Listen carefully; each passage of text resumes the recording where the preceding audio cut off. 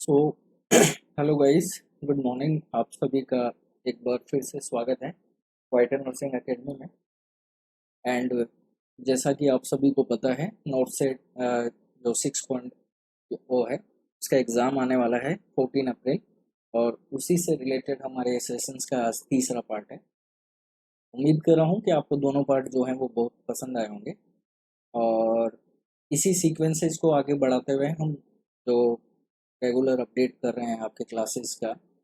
और जहाँ तक की बात कर रहा हूँ मैं नोटिफिकेशंस ऑफ वैकेंसीज़ की, तो वो हमारे यूट्यूब चैनल के अलावा हम टेलीग्राम चैनल पे भी अपलोड कर रहे हैं और व्हाट्सएप चैनल पे भी अपलोड कर रहे हैं। तो वहाँ पे आप ज्वाइन हो सकते हैं। उनके लिंक्स मैंने यहाँ पे क्रिएट किए हैं, वीडियो में आप जाके एक बार ज़रूर देखिए।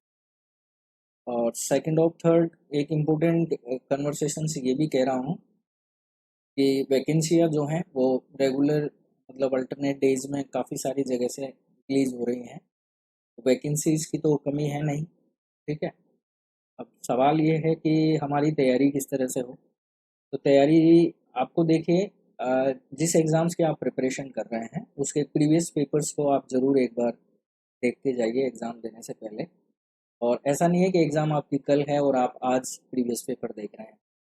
मेरा कहने का मतलब है कि आप कम से कम वीक पहले प्रीवियस पेपर्स को एक बार अच्छे से रीड करें, हर क्वेश्चंस को आप क्लियर ही करें। क्योंकि जहाँ तक मानना है, तो जो करंट एग्ज़ाम्स जो होते हैं उनमें प्रीवियस एग्ज़ाम्स के कुछ क्वेश्चंस पूछ लिए जाते हैं। और पैटर्न ऑफ जैसे ईएसआईसी की मैं बात करूँ, तो ईएसआईसी का जो पैटर्न है डेफिनेटली कि इस बार चेंज हो जाएगा। क्योंकि 2019 में जो इसका एग्ज़ाम हुआ था वो सीबीडी बेस्ड और रीजन बेस्ड हुआ था। इस बार जो है वो एक ही एग्ज़ाम होने वाला है, तो जाहिर सी बात है। और फिर इसका एग्ज़ाम कंडक्टर जो बोर्ड है वो भी अलग है। तो ऑब्वियसली बात है कि इसका पैटर्न थोड़ा बहुत लिटरली चेंज हो सकता है, तो आप थोड़ा अलर्ट रहें। एंड करंट इंफॉर्मेशन ये भी है कि अ, जो जीएमसीएच चंडीगढ़ है उन्होंने भी नोटिफिकेशंस जो ड्राफ्ट है वो रेडी कर लिया है। वैकेंसी अभी उसकी आउट नहीं हुई है, तो आप अपडेट रहिए। वैकेंसीज का जैसे ही अपडेट होता है, ड्राफ्ट जो है वो अपडेट कर दिया है कि जो वैकेंट जगह हैं वो उनको मतलब उनकी रिक्रूटमेंट जो है पूरी की जाए। इसके साथ साथ एक ह्यूमर्स और फैला हुआ है कि एसजीपीजीआई की वैकेंसीज जो हैं ओपन हो गई हैं। तो देखिए, मैं आपको हमेशा एक ही सलाह देता हूँ, आप किसी भी ह्यूमर्स में जब आप खुद को इन्वॉल्व करते हैं उससे बेटर है कि आप उस इंफॉर्मेशंस को जिस भी बोर्ड से वैकेंसी क्लियर हुई है तो आप गूगल पे उसकी वेबसाइट पर जाके एक बार सर्च ज़रूर कीजिए। या आपकी खुद की रेस्पॉन्सिबिलिटी, किसी और के बहकावे या ह्यूमर्स में आप ना फंसें। सबसे बेस्ट तरीका यही होता है कि कोई भी इंफॉर्मेशन जो हमें मिल रही है उसके बारे में हम पहले एक बार वेरीफाई कर लें, ठीक है। वेबसाइट से अगर अपडेटेड है तो आपको जाहिर सी बात है पता लग जाएगा कि वो चीज़ एक्चुअल है या फिर वो फेक है, ठीक है। तो जो हमारा यस्टर प्रीवियस जो सेशन था उसमें लास्ट में एक क्वेश्चंस मैंने रखा था आपके लिए, उसके कमेंट्स मुझे मिले हैं, ठीक है। और अब उसको अपन सॉल्व करते हैं। तो चलते हैं अपन सेशंस की तरफ। और आज के सेशंस का पहला क्वेश्चन आपका वही है जो मैंने लास्ट टाइम आपको कमेंट्स के लिए रखा था। तो देखिए क्या क्वेश्चन था वो। सो आज के सेशंस का आपका फर्स्ट क्वेश्चन ये रहा, जो कि हमने यस्टरडे आपके लिए रखा था। 27 ईयर ओल्ड मेल क्लाइंट है जिसका रिसेंटली जॉब जो है वो चला गया है और वो मेंटल हेल्थ केयर और यूनिट में एज ए ऑब्जर्वेशन एडमिट हुआ है। और उसकी वाइफ जो है उसको यस्टरडे कह रही है कि उसको डिवोर्स चाहिए, ठीक है। क्लाइंट ने पहले सुसाइड अटेम्प्ट किया हुआ है और अब आपके पास वो केस है। तो आपको ये पूछा गया है कि जब आप असेस करते हैं क्लाइंट को, सुसाइडल पोटेंशियल है वो, जाहिर सी बात उसने अटेम्प्ट किया हुआ है, ठीक है। तो उसको सुसाइड प्रिकॉशन में रखा गया है, ठीक है। तो इसी सुसाइड पोटेंशियल को देखते हुए जब आप असेसमेंट करते हैं तो आपका क्लोज अटेंशन जो है वो किस चीज़ पे होगा, ये आपसे क्वेश्चन पूछा गया है, ठीक है। इसका मतलब है कि क्लाइंट आपका किस में है, डिप्रेशन में है, ठीक है। और डिप्रेशन में आपको पता है सुसाइडल टेंडेंसीज के सबसे ज़्यादा खतरे जो रहते हैं वो इसी केसेस में देखने को मिलते हैं, मेजर सीवियर डिप्रेशन में, ठीक है। तो आपके पास यहाँ पे ऑप्शंस में लेवल ऑफ इंसाइट भी है, थॉट प्रोसेस भी है, मूड एंड अफेक्ट भी है, और एब्स्ट्रैक्टिंग एबिलिटीज भी है। ठीक है, ये बात आपको याद रखनी है। अब आपको मैंने ये पूछा था कि इन चारों में से कौन सी ऐसी चीज है जिसपे आपका फोकस सबसे ज्यादा रहने वाला है। ठीक, तो देखिए बात कर लेते हैं लेवल ऑफ इंसाइट। ठीक है, यानी जजमेंट। जजमेंट का लेवल आप देख रहे हैं, थॉट के प्रोसेस का लेवल आप देख रहे हैं, या उसके मूड का या इमोशंस का लेवल आप देख रहे हैं, या फिर उसकी एब्स्ट्रैक्टिंग एबिलिटीज को आप नोटिस कर रहे हैं। अब मेन फोकस ये आता है कि आपका क्लोज जो अटेंशन है वो किस पे रहने वाला है। तो क्लोज अटेंशन आपका किस पे रहेगा, देखिए क्लोज अटेंशन हमारा रहने वाला है। इससे पहले आपको पढ़ना पड़ेगा एक एग्जाम जो होता है जिसको अपन बोलते हैं mini mental status exam. Mini mental status exam या फिर एग्जामिनेशन। ठीक है, शॉर्ट फॉर्म की बात करें तो MMSE। ठीक है, सुना होगा आपने इसके बारे में। MMSE की मैं बात करूं तो ये क्या एग्जाम है, तो इसमें आपको याद रखना है दिस एग्जाम्स हेल्पफुल फॉर, या this exam is provide information. ठीक है, रिलेटेड टू, किसके रिलेटेड देता है हमें ये रिलेशन, कॉग्निटिव इम्पेयरमेंट। ये आपको याद रखना। ठीक है, एक सिर्फ ये वर्ड आपको याद रखना है। मिनी मेंटल स्टेटस जो एग्जामिनेशन होता है वो किसी भी व्यक्ति का कोग्निशन जो पावर होता है उसमें कितना इम्पेयरमेंट हुआ है या कितना नहीं हुआ है, अगर इसके बारे में आपको एक्चुअल पता करना है तो आप मिनी मेंटल स्टेटस एग्जामिनेशन करते हैं। क्लियर है। इसके बाद में आपको थोड़ा सा यहाँ पे पॉइंट याद रखना है कि MMSC की मैं बात करूँ। ठीक है, तो MMSC के कंपोनेंट्स पे क्वेश्चंस पूछे जा सकते हैं और पूछे हुए थे। कंपोनेंट्स की मैं बात करूँ तो टोटल कंपोनेंट्स इसके कितने होते हैं, 5 होते हैं। कितने होते हैं, 5 होते हैं। लाइक डेट फर्स्ट की बात करें तो फर्स्ट हो गया जैसे ओरिएंटेशन। तो हम क्लाइंट का ओरिएंटेशन पता करते हैं कि क्लाइंट को कितना ओरिएंटेशंस के बारे में जानकारी है, टाइम प्लेस पर्सन्स वगैरह के बारे में, और यहाँ पे हम इसको 10 स्कोर जो है वो प्रोवाइड करते हैं, आउट ऑफ 10 में से इसको देते हैं। सेकंड बात कर लेते हैं तो रजिस्ट्रेशंस की। ठीक है, रजिस्ट्रेशंस जो टैब है या कंपोनेंट है इसमें हम स्कोर देते हैं क्लाइंट को 3 देते हैं। ठीक है, थर्ड कंपोनेंट की मैं बात करूं, थर्ड कंपोनेंट की मैं बात करूं तो थर्ड कंपोनेंट है attention and calculation. Attention and calculation, attention and calculation की बात करें, अटेंशन एंड कैलकुलेशन की बात करें तो इसमें अपन स्कोर कितना देते हैं, इसको 5 स्कोर देते हैं। ठीक है, देन आ जाता है आपका रिकॉल। मेमोरी को हम रिकॉल करके देखते हैं तो यहाँ हम मार्क्स देते हैं उसको 3। और लास्ट इसका कंपोनेंट जो है वो है लैंग्वेज। क्या कंपोनेंट है, लैंग्वेज। ठीक है, लैंग्वेज में हम कितना नंबर देते हैं इसको, 9 मार्क्स। ठीक है, तो टोटल जब आप इसका करेंगे तो टोटल स्कोर इसका कितना हो जाता है, टोटल स्कोर हो जाता है इसका 30। कितना हो जाएगा, 30। अब आपको इसकी स्क्रीनिंग जब आपको करनी है कि भाई आपने MMSC कर ली है, अब MMSC करने के बाद स्क्रीनिंग आपको करना पड़ेगा कि क्लाइंट किस स्टेज में आ रहा है। तो स्क्रीनिंग की मैं बात करूं, स्क्रीनिंग ऑफ MMSE। ठीक है, स्क्रीनिंग ऑफ MMSE की बात करें तो फर्स्ट हमारा आता है नॉर्मल कोऑर्डिनेशन। ठीक है, पहला हमारा स्क्रीनिंग किस पे आएगा, या रिजल्ट की बात करें तो नॉर्मल कोऑर्डिनेशन। तो नॉर्मल कोऑर्डिनेशन में आपको याद रखना है स्कोर रहना चाहिए 24 से लेके 30 के बीच। 24 से लेके 30 के बीच में अगर रिजल्ट है दैट्स मीन है कि क्लाइंट जो है वो नॉर्मल कोऑर्डिनेशन। फिर बात कर लेते हैं आपके सेकंड जिसमें अपन बोलते हैं mild coordination impairment. Mild coordination impairment. ठीक है, माइल्ड कोग्निशन इम्पेयरमेंट की बात करें तो ये आपका स्कोर रहेगा 70 से लेके 24।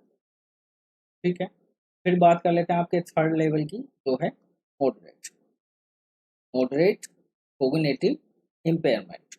ठीक है, इसके स्कोर की बात करें तो 11 से लेके 17 तक अगर स्कोर आ रहा है तो क्लाइंट आपका मॉडरेट कोग्निटिव इम्पेयरमेंट में है। और लास्ट आपका स्कोर बचता है, वो बचता है आपका सीवियर। लास्ट आपका कौन सा बचेगा? Severe cognition impairment. ठीक है, इसका स्कोर रहेगा बिलो 11, जो कि बहुत ही ज़्यादा रिस्की है। और यहीं पे आपका इम्पोर्टेंट क्वेश्चंस भी पूछा हुआ भी है। ठीक है, तो आपको याद रखना है एमएमएससी करने के लिए हम क्यों करते हैं? कोग्निटिव इम्पेयरमेंट की जांच के लिए करते हैं, इसको इन्वेस्टिगेट करने के लिए करते हैं। कंपोनेंट इसके मैंने आपको बता दिए हैं, 5 कंपोनेंट हैं जो कि यहाँ पे स्कोरल वाइज मैंने यहाँ पे डिस्प्ले किए हैं। ओरिएंटेशन में हम 10 मार्क्स देते हैं, क्लियर। उसके बाद हम रजिस्ट्रेशन करते हैं तो 3 मार्क्स देते हैं। अटेंशन और कैलकुलेशन के 5 मार्क्स देते हैं। रिकॉल के हम 3 मार्क्स देते हैं।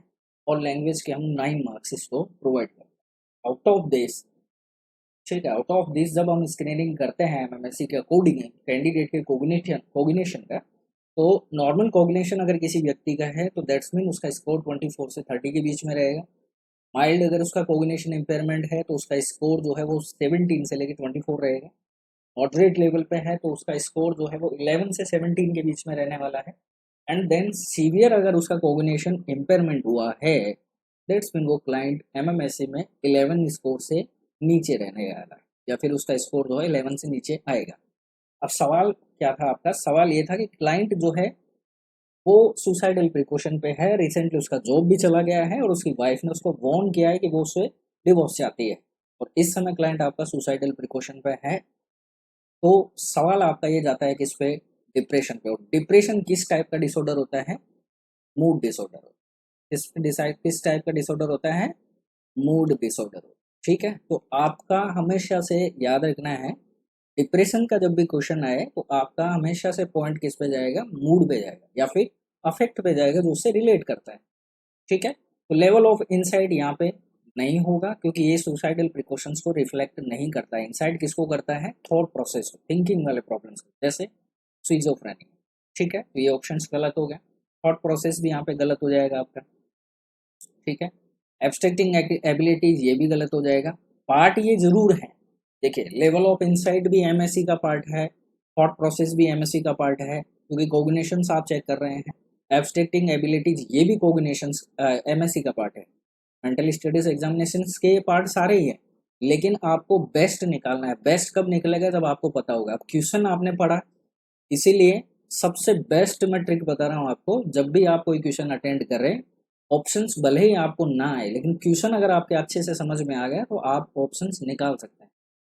ठीक है, पढ़े हुए सब होते हैं हमारे, सवाल सिर्फ होता है कि वहाँ थोड़ा सा क्वेश्चन हमें या तो बड़ा देंगे या छोटा देंगे, तो थोड़ा सा मसाला उसमें मिक्स करके देते हैं वो, ताकि कंपटीशंस क्या है, थोड़ा आपके लिए टफ बने। और वहाँ टाइम ही सबसे बड़ी पावर होती है। टाइम ही कंज्यूम अगर हो रहा है तो इसका मतलब है कि आप पीछे हो रहे हैं।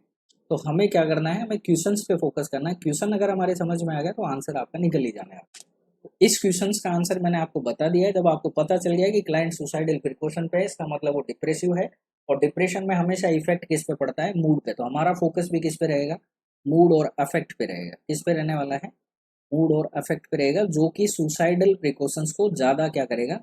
रिफ्लेक्ट करेगा। तो हमारी प्रायोरिटी क्या रहेगी कि उस क्लाइंट का मूड और उसका अफेक्ट दोनों ही क्या किए जाएं? इम्प्रूव किए जाएं, और डिप्रेशन से उसको क्या किया जाए? डिस्ट्रैक्ट किया जाए। ठीक है, तो राइट आंसर इस क्वेश्चन का आपका क्या रहने वाला है? सी। क्लियर हो गया? चलिए नेक्स्ट क्वेश्चन आज देखते हैं। नेक्स्ट क्वेश्चन देखिए क्या है आपका।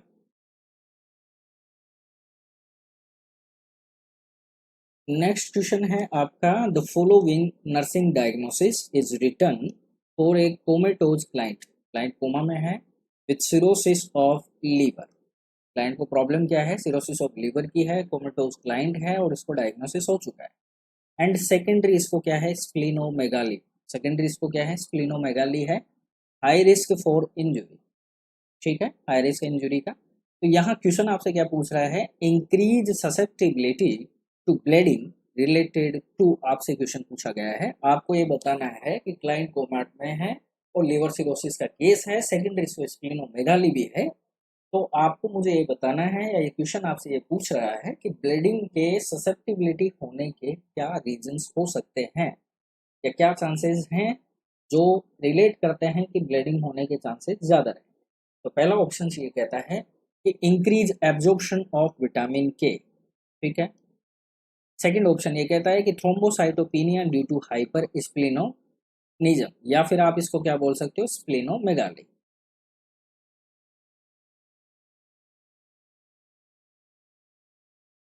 स्प्लेनोमेगाली, ओके। थर्ड ऑप्शन है आपका diminish functions of Kupffer cells, and last option है आपको increase synthesis of clotting factors. अब क्वेश्चन देखिए, आपको क्वेश्चन पकड़ना है, कुछ मत पकड़ो आप, क्वेश्चन पकड़ो। क्वेश्चन ने क्या पूछा आपको, सिर्फ आपको ब्लीडिंग का ससेप्टिबल रीजन बताना है कि सिरोसिस ऑफ लिवर में अगर क्लाइंट को सेकेंडरी स्प्लेनोमेगाली हो जाए तो उस व्यक्ति को ब्लीडिंग होने के चांसेस बढ़ेंगे।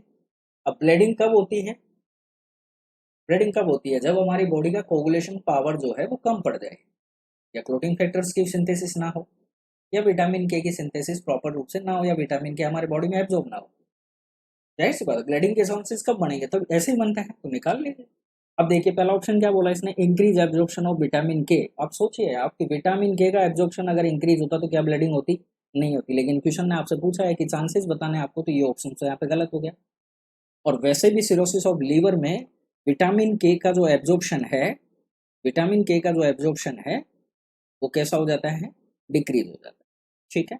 क्योंकि सिरोसिस क्या है, सिरोसिस क्या होता है, तो सिरोसिस क्या होता है, degenerative changes in the liver cells यानी हिपेटोसाइट्स, ठीक है।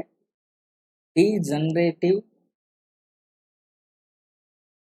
Permanent, okay, permanent degenerative changes, permanent degenerative changes in hepatocyte, hepatocytes, and साथ में क्या होगा, स्केयर फॉर्मेशंस भी होने लग जाते, स्केयर फॉर्म, ठीक है। क्लियर हो गया। तो जब लीवर ही प्रॉब्लमेटिक है तो जाहिर सी बात है विटामिन के का एब्जॉर्प्शन होना है, नहीं होना है, तो कोगुलेशन से इफेक्ट होगा, ऑब्वियसली होने वाला। तो ये तो ऑप्शन आपका गलत हो गया। नेक्स्ट क्वेश्चन देखिए क्या है, नेक्स्ट ऑप्शन क्या कह रहा है आपको, डिमिनिश फंक्शन हो रहे हैं कूफर सेल्स के, बिल्कुल होते हैं।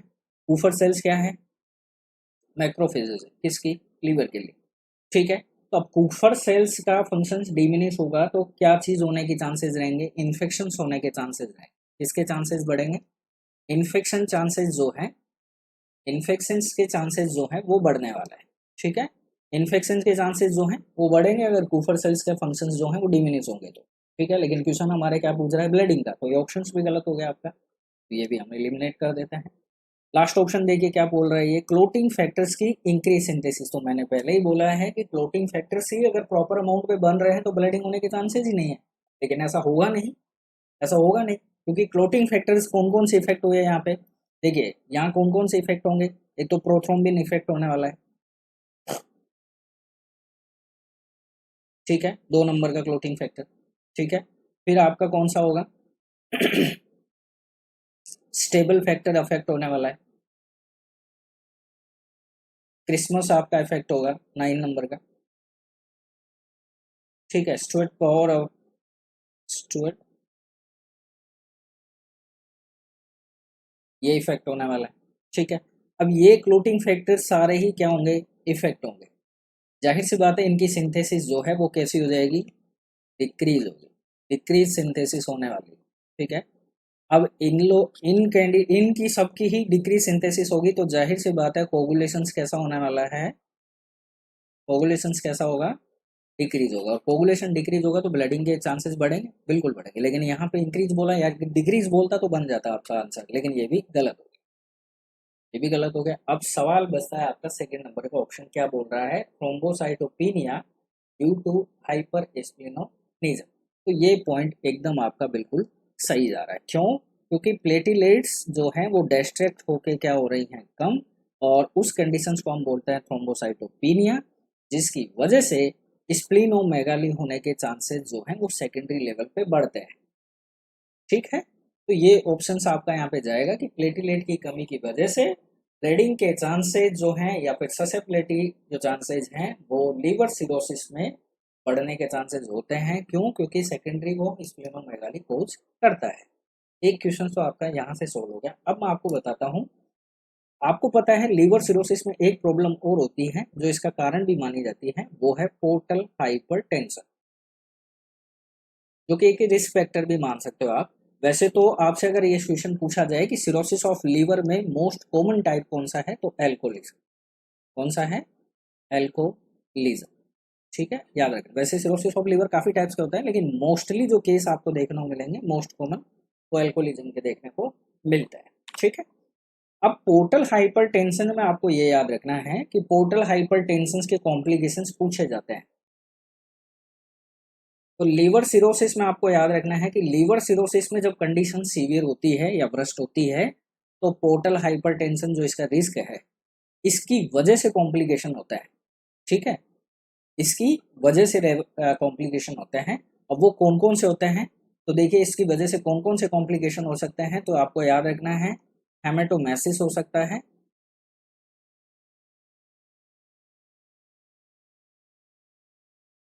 ठीक है, हेमेटोमेसिस हो सकता है, मेलेना हो सकता है। हो गए ब्लीडिंग। इसके साथ साथ और क्या हो सकता है? असाइड्स हो सकता है एंड पेरिटोनाइटिस हो सकता है। असाइड्स हो सकता है, पेरिटोनाइटिस हो सकता है, और क्या हो सकता है? असाइड्स हो सकता है, पेरिटोनाइटिस हो सकता है, इसोफेगियल वेरिसिस हो सकती है, इसोफेगियल वेरिसिस हो सकती है, और आपको जो क्वेश्चन ने दिया स्प्लीनोमेगाली, स्प्लीनोमेगाली। तो ये जो कॉम्प्लिकेशंस मैंने यहाँ पे डिस्प्ले किए हैं, ये सारे कॉम्प्लिकेशंस किसकी वजह से हो रहे हैं? पोर्टल हाइपरटेंशन की वजह से हो रहे हैं। और पोर्टल हाइपरटेंशन किसकी वजह से हो रहा है? सिरोसिस ऑफ लीवर की वजह से हो रहा है, जो कि देखने को आपको मिलता है। ठीक है, तो सवाल घूम फिर के इतना सा ही आने वाला है कि लीवर ही जब इफेक्टेड है तो जाहिर सी बात है वहाँ पे क्लोटिंग और कोगुलेशन जो फैक्टर्स हैं वो उनका सिंथेसिस हो जाएगा डिक्रीज, और यहाँ तक के साथ साथ में विटामिन के का एब्जॉर्ब भी नहीं होगा, जिसकी वजह से ये जो कोगुलेशन फैक्टर्स हैं आपके, इस्मस है, स्टुअर्ट पोवर है, प्रोथ्रोम्बिन है, स्टेबल फैक्टर है 7 नंबर में। ठीक है, तो ये जो है ये इफेक्ट होने वाले हैं, और इनकी सिंथेसिस जो हो जाएगी डिक्रीज, और डिक्रीज होने की वजह से ब्लीडिंग के ससेप्टिबिलिटी वो बढ़ जाती है। तो राइट आंसर इस क्वेश्चन का आपका क्या रहने वाला है? Thrombocytopenia is due to hypersplenism या फिर स्प्लिनोमेगाली। क्लियर? नेक्स्ट क्वेश्चन देख लेते हैं। नेक्स्ट क्वेश्चन देखिए क्या है, काफी इंटरेस्टिंग क्वेश्चन है next. When planning care of 9-year-old client, ठीक है, the nurse use which of the most effective means of helping siblings cope with their feelings about a brother who is terminally ill। सवाल देखिए ध्यान से क्या है। जब आप 9-year-old क्लाइंट की प्लानिंग कर रहे हैं केयर के लिए, तो नर्स यूज करने वाली है most effective means of helping sibling. कोई सिबलिंग है यानी दो ब्रदर हैं, ठीक है, सिबलिंग्स हैं। अब वहां पे एज ए नर्स आपका मोस्ट इफेक्टिव मीन पूछा गया है, किसके लिए? कि आपको एक सिबलिंग को हेल्प करनी है इस चीज में, ताकि वो अपनी फीलिंग्स को क्या कर सके, कोप कर सके। इस फीलिंग्स को, क्योंकि उसका जो भाई है, उसका जो ब्रदर है वो टर्मिनली इल केस का पेशेंट है। तो जाहिर सी बात है कि किसी भी दो भाइयों में मान के चलिए कोई एक भाई अगर टर्मिनली इल पेशेंट होगा, तो जाहिर सी बात है उसके दूसरे भाई जो है उस पर इफेक्ट उसका आने वाला ही है। तो अब ऐसा केस अगर आपके सामने है, तो आपसे एक क्वेश्चन पूछा गया है कि आप सिबलिंग को उसकी फीलिंग्स को लेके किस तरह से आप कोप करेंगे। ठीक है, और भाई इसका टर्मिनली इल पेशेंट, इसका मतलब आप समझ गए होंगे कि फीलिंग्स इस भाई इस बच्चे की इस लेवल पे होगी। तो पहला ऑप्शन तो ये दे रहा है कि ओपन डिस्कशन आप करेंगे बच्चे के साथ, और जिससे वो अंडरस्टैंड करे, या फिर अंडरस्टैंडिंग वाली बातें करेंगे या ओपन डिस्कशन करने वाले हैं। Play acting out feelings in different role, play आप करने वाले हैं acting out of feelings in different role, यानी प्ले आप कोई भी एक रोल प्ले कर रहे हैं जो डिफरेंट रोल में है, जिससे उस बच्चे की जो फीलिंग्स है वो आउट ऑफ हो सकती है। स्टोरी टेलिंग, क्या आप कहानी सुना सकते हैं, या ड्राइंग ए पिक्चर, या फिर आप पिक्चर्स भी ड्रॉ करके उस बच्चे को दे सकते हैं ताकि उसकी फीलिंग्स को वो क्या कर सके, कॉप कर सके, या हो सकता है एलिमिनेट भी हो जाए। ठीक है, रिप्रेजल्स उसके जो हैं वो कवर हो सकता है। ठीक है, तो यहाँ आपको बेस्ट आंसर देना है, यहाँ पे आपको बेस्ट आंसर देना है। अब बेस्ट ये सारे ही हैं, मैं आपको बताऊं, क्योंकि आपको यहाँ पे क्या यूज करना है, डिस्ट्रैक्शन यूज करना है। तो देखिए, ओपन डिस्कशन एंड अंडरस्टैंडिंग, ये भी बेस्ट कॉप मैकेनिज्म है अगर आप यूज करते हैं, लेकिन आपको याद रखना है, फीलिंग्स जो हैं,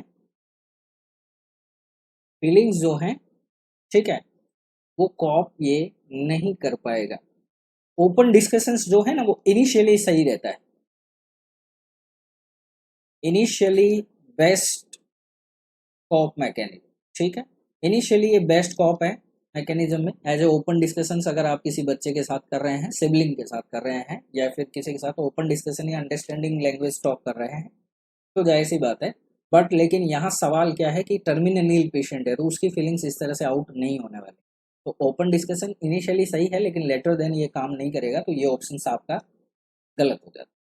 बात कर लेते हैं स्टोरी टेलिंग और ड्राइंग पिक्चर, दोनों बेस्ट ऑप्शन है, दोनों बेस्ट ऑप्शन है, कहानी सुनाना और ड्राइंग द पिक्चर। ठीक है, दोनों बेस्ट ऑप्शन है, लेकिन ये भी फीलिंग्स को जो है वो कॉप नहीं कर पाएंगे। यानी क्लाइंट जो आपका सिबलिंग केस है, तो एक ब्रदर की टर्मिनल इल कंडीशन को देखते हुए दूसरे ब्रदर ये जो चीज़ें आप फॉलो करेंगे, अगर स्टोरी टेलिंग या ड्राइंग पिक्चर आप अगर कहते हैं, तो वो जो टर्मिनली इल केस वाली जो फीलिंग्स है उसके अंदर, वो उसको रिफ्लेक्ट नहीं कर सकती, वो उसको रिफ्लेक्ट नहीं कर पाएंगी। ठीक है, या फिर डिस्ट्रैक्ट नहीं कर पाएंगे उस बच्चे को।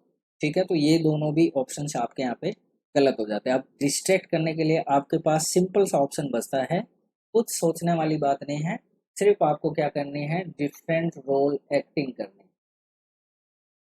डिफरेंट रोल एक्टिंग प्ले करनी।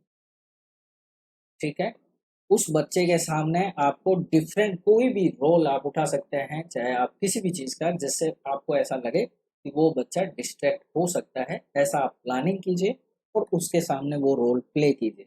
वो रोल प्ले करने से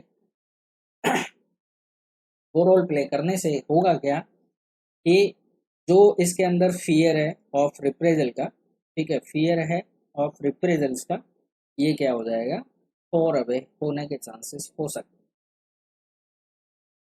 ठीक है, होने के चांसेस बढ़ सकते हैं। क्यों? क्योंकि जब भी कोई रोल प्ले होता है या फिर अपन डिफरेंट रोल प्ले करते हैं, तो जो बच्चा है वो उन रोल्स को जब देखता है, तो जाहिर सी बात है उसका जो अटेंशन है, जो फीलिंग्स है, वो उसकी क्या हो जाएंगी, डिस्ट्रैक्ट होंगी वहाँ से।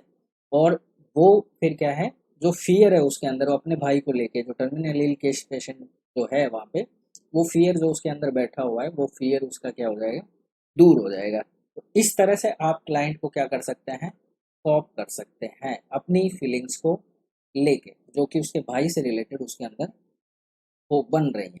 ठीक है, तो बेस्ट ऑप्शंस आपका क्या रहा यहाँ पे, सेकंड ऑप्शन यहाँ पे आपका बेस्ट रहा, ये आपको याद रखना है। ठीक है, इस तरह की कोपिंग मैकेनिज्म्स के क्वेश्चंस जो हैं वो पूछे जाते हैं स्पेशली नॉर्सेट, जिपमर में। ठीक है, इस तरह के क्वेश्चंस जो हैं और निमांस में भी पूछे जाते हैं।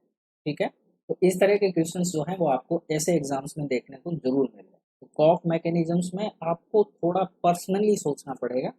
जब आप इन क्वेश्चंस को पर्सनली सोचते हैं तो आपके पास आंसर क्लियरली हो जाएगा। और साइकेट्रिक और साइकोलॉजी एक ऐसी सब्जेक्ट्स हैं, जब भी मैं आपको बेस्ट ट्रिक बता रहा हूँ, जब भी आप कोई भी क्वेश्चन अटेंड करें, तो आप इन क्वेश्चंस को अपने ऊपर अप्लाई करके देखें, और आप इवेलुएट करेंगे, या फिर आप इमेजिनेशन कीजिए कि जो भी आपके सामने कंडीशंस रखी जा रही हैं, वो आप जब खुद पे इमेजिन करेंगे, तो आपके पास बेस्ट आंसर आपके सामने डिस्प्ले पे होगा। और ये बेस्ट ट्रिक बता रहा हूँ, इससे आप इन सब्जेक्ट्स के क्वेश्चंस में क्लियर कर सकते हैं, खासकर जब ऐसे क्वेश्चंस पूछे जाए। नेक्स्ट क्वेश्चन देखिए,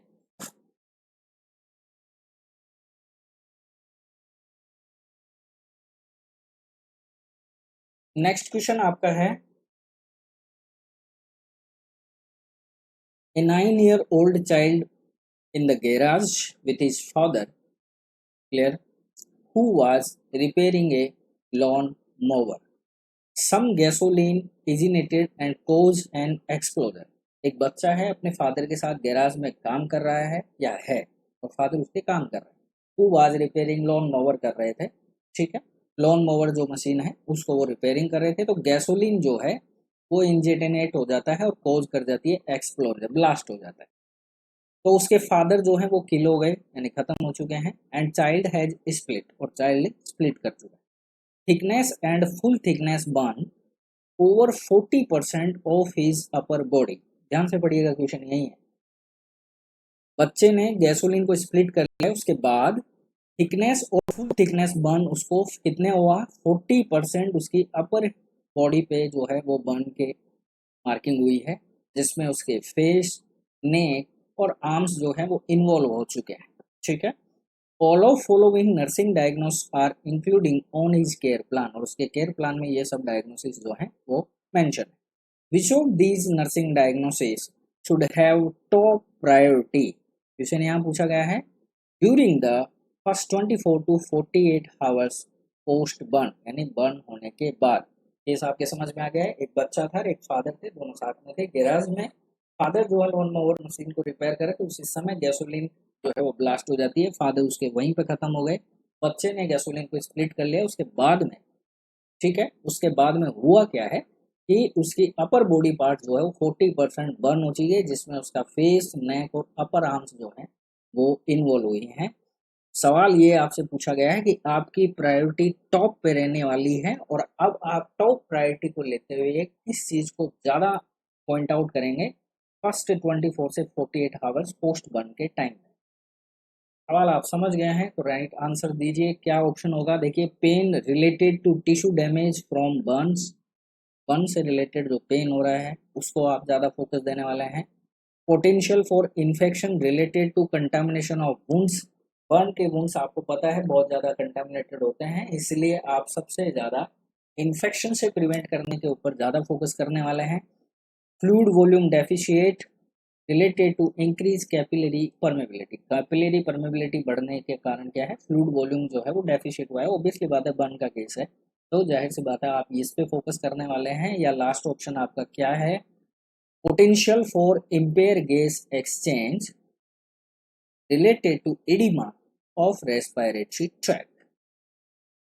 तो क्या आंसर होने वाला है इस क्वेश्चन का, आपको ये सजेस्ट करना है. सो क्वेश्चंस के अकॉर्डिंग देखें तो क्वेश्चंस में क्या हो रहा है, देखिए, अपर बॉडी जो पार्ट है इसका फेस, नेक. ठीक है, तो ये क्लाइंट है जैसे मान के चलिए. ठीक है, और ये क्या बोल रहा है, फेस पॉइंट पे और नेक पॉइंट. ठीक है, नेक पॉइंट पे कौन है, यहाँ पे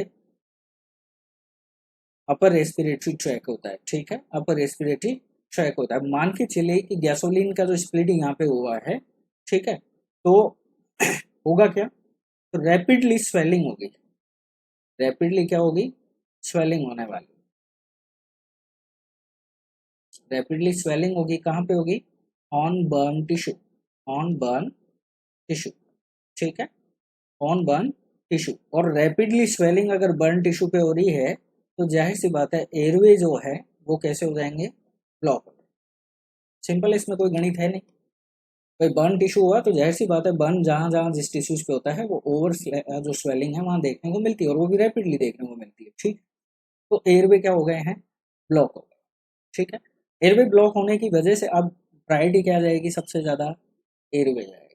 क्या जाने वाला है, एयरवे जाने वाला है. तो एयरवे से रिलेटेड यहाँ पे ऑप्शन है आपके पास, बिल्कुल है. कहाँ पे है, potential for impair gas exchange related to oedema of respiratory track, जो कि मैंने बता दिया यहाँ पे. तो राइट ऑप्शन आपका यहाँ पे प्रायोरिटी के बेस पे कौन सा जाने वाला है, डी जाने वाला है. ये एक बात याद रखना है. दूसरी बात आपको याद रखनी है, pain related tissue damage for burn, potential for infection related to contaminated wound and fluid volume deficit. ये तीनों ऑप्शंस भी बर्न की केयर के लिए बहुत इंपॉर्टेंट है. ठीक है, ये भी इंपॉर्टेंट फैक्टर्स है, लेकिन अकॉर्डिंग प्रायोरिटी ये जाएंगे किस पे, सेकेंडरी लेवल पे. ठीक है, जिसमें भी खासकर जैसे फ्लूइड वॉल्यूम आपको एक्सचेंज करना होता है, इन्फेक्शन से आप पेंट करना होता है वुंड को, ये खास प्रायोरिटी में आते हैं। सीवियर बर्न हुआ तो पेन को भी आपको खास फोकस देना होता है। लेकिन बात यहाँ पे किस चीज़ की हो रही है कि यहाँ पे क्लाइंट का फेस अफेक्ट हुआ है, अपर रेस्पिरेटरी ट्रैक अफेक्ट हुआ है, तो हमारे लिए सबसे पहली प्रायोरिटी में कौन जाता है? एयरवे जाता है। कौन जाता है? एयरवे जाता है। तो एयरवे को हमें सबसे पहले क्या करना है? स्टैब्लिश करना है, ताकि क्लाइंट गैस एक्सचेंज नॉर्मली कर सके, एयरवे उसका पेटेंट रहे, ओपन रहे। और ये चीज़ ओपन रहने वाली, ये चीज़ अगर पेटेंट हम कर सकते हैं तो सेकेंडरी लेवल पे हम फिर प्रायोरिटी पे बाकी चीज़ों को रख सकते हैं। लेकिन टॉप प्रायोरिटी पे हमारा कौन आएगा? एयरवे पेटेंसी आने वाली है। तो हमें खासकर किस चीज़ का ध्यान रखना है? इसका ध्यान रखना। ठीक है, अकॉर्डिंग टू क्वेश्चंस प्रायोरिटी आपका राइट आंसर्स क्या रहने वाला है? डी रहेगा। और ये तरह के क्वेश्चंस नॉर्थ सेट जैसे एग्जाम्स में काफ़ी बार पूछे जा चुके हैं। थोड़ा सा इस क्वेश्चन को घुमाया है, ज़्यादा कुछ मसाला डाल के। ठीक है, बाकी क्वेश्चन सिर्फ पॉइंट यहीं पे ही था, और आपका पॉइंट यहाँ पे था कि टॉप प्रायोरिटी आपसे क्वेश्चन पूछा गया। क्लियर है? नेक्स्ट क्वेश्चन देख लेते हैं। हाँ, इसके नौ जैसे मान लो कॉम्प्लिकेशंस की मैं बात करूँ तो देखिए यहाँ पे आपको कॉम्प्लिकेशंस क्या क्या देखने को मिल सकते हैं? पल्मोनरी इडिमा आपको देखने को मिल सकता है। ठीक है, एक्यूट रेस्पिरेटरी डिस्ट्रेस सिंड्रोम आपको देखने को मिल सकता है। निमोनिया भी देखने को मिल सकता है। निमोनिया भी आपको देखने को मिल सकता है। इसके साथ साथ रेस्पिरेटरी अरेस्ट भी देखने को मिल सकता है। ठीक है, अगर सीवियर कंडीशन होगी तो रेस्पिरेटरी अरेस्ट भी देखने को मिल सकता है। तो ये क्या है? ये कॉम्प्लिकेशंस आपको देखने को मिलेंगे। क्लियर? चलिए अभी नेक्स्ट क्वेश्चन देखते हैं।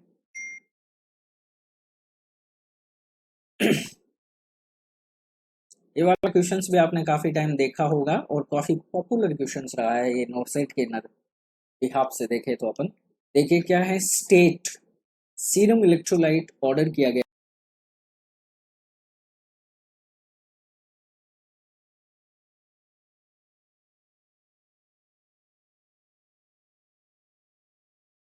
एक्यूट रीनल फेल्योर, यानी क्लाइंट किसका है? आपका एआरएफ का क्लाइंट है, और इसको सीरम इलेक्ट्रोलाइट स्टेट में ऑर्डर किया गया है।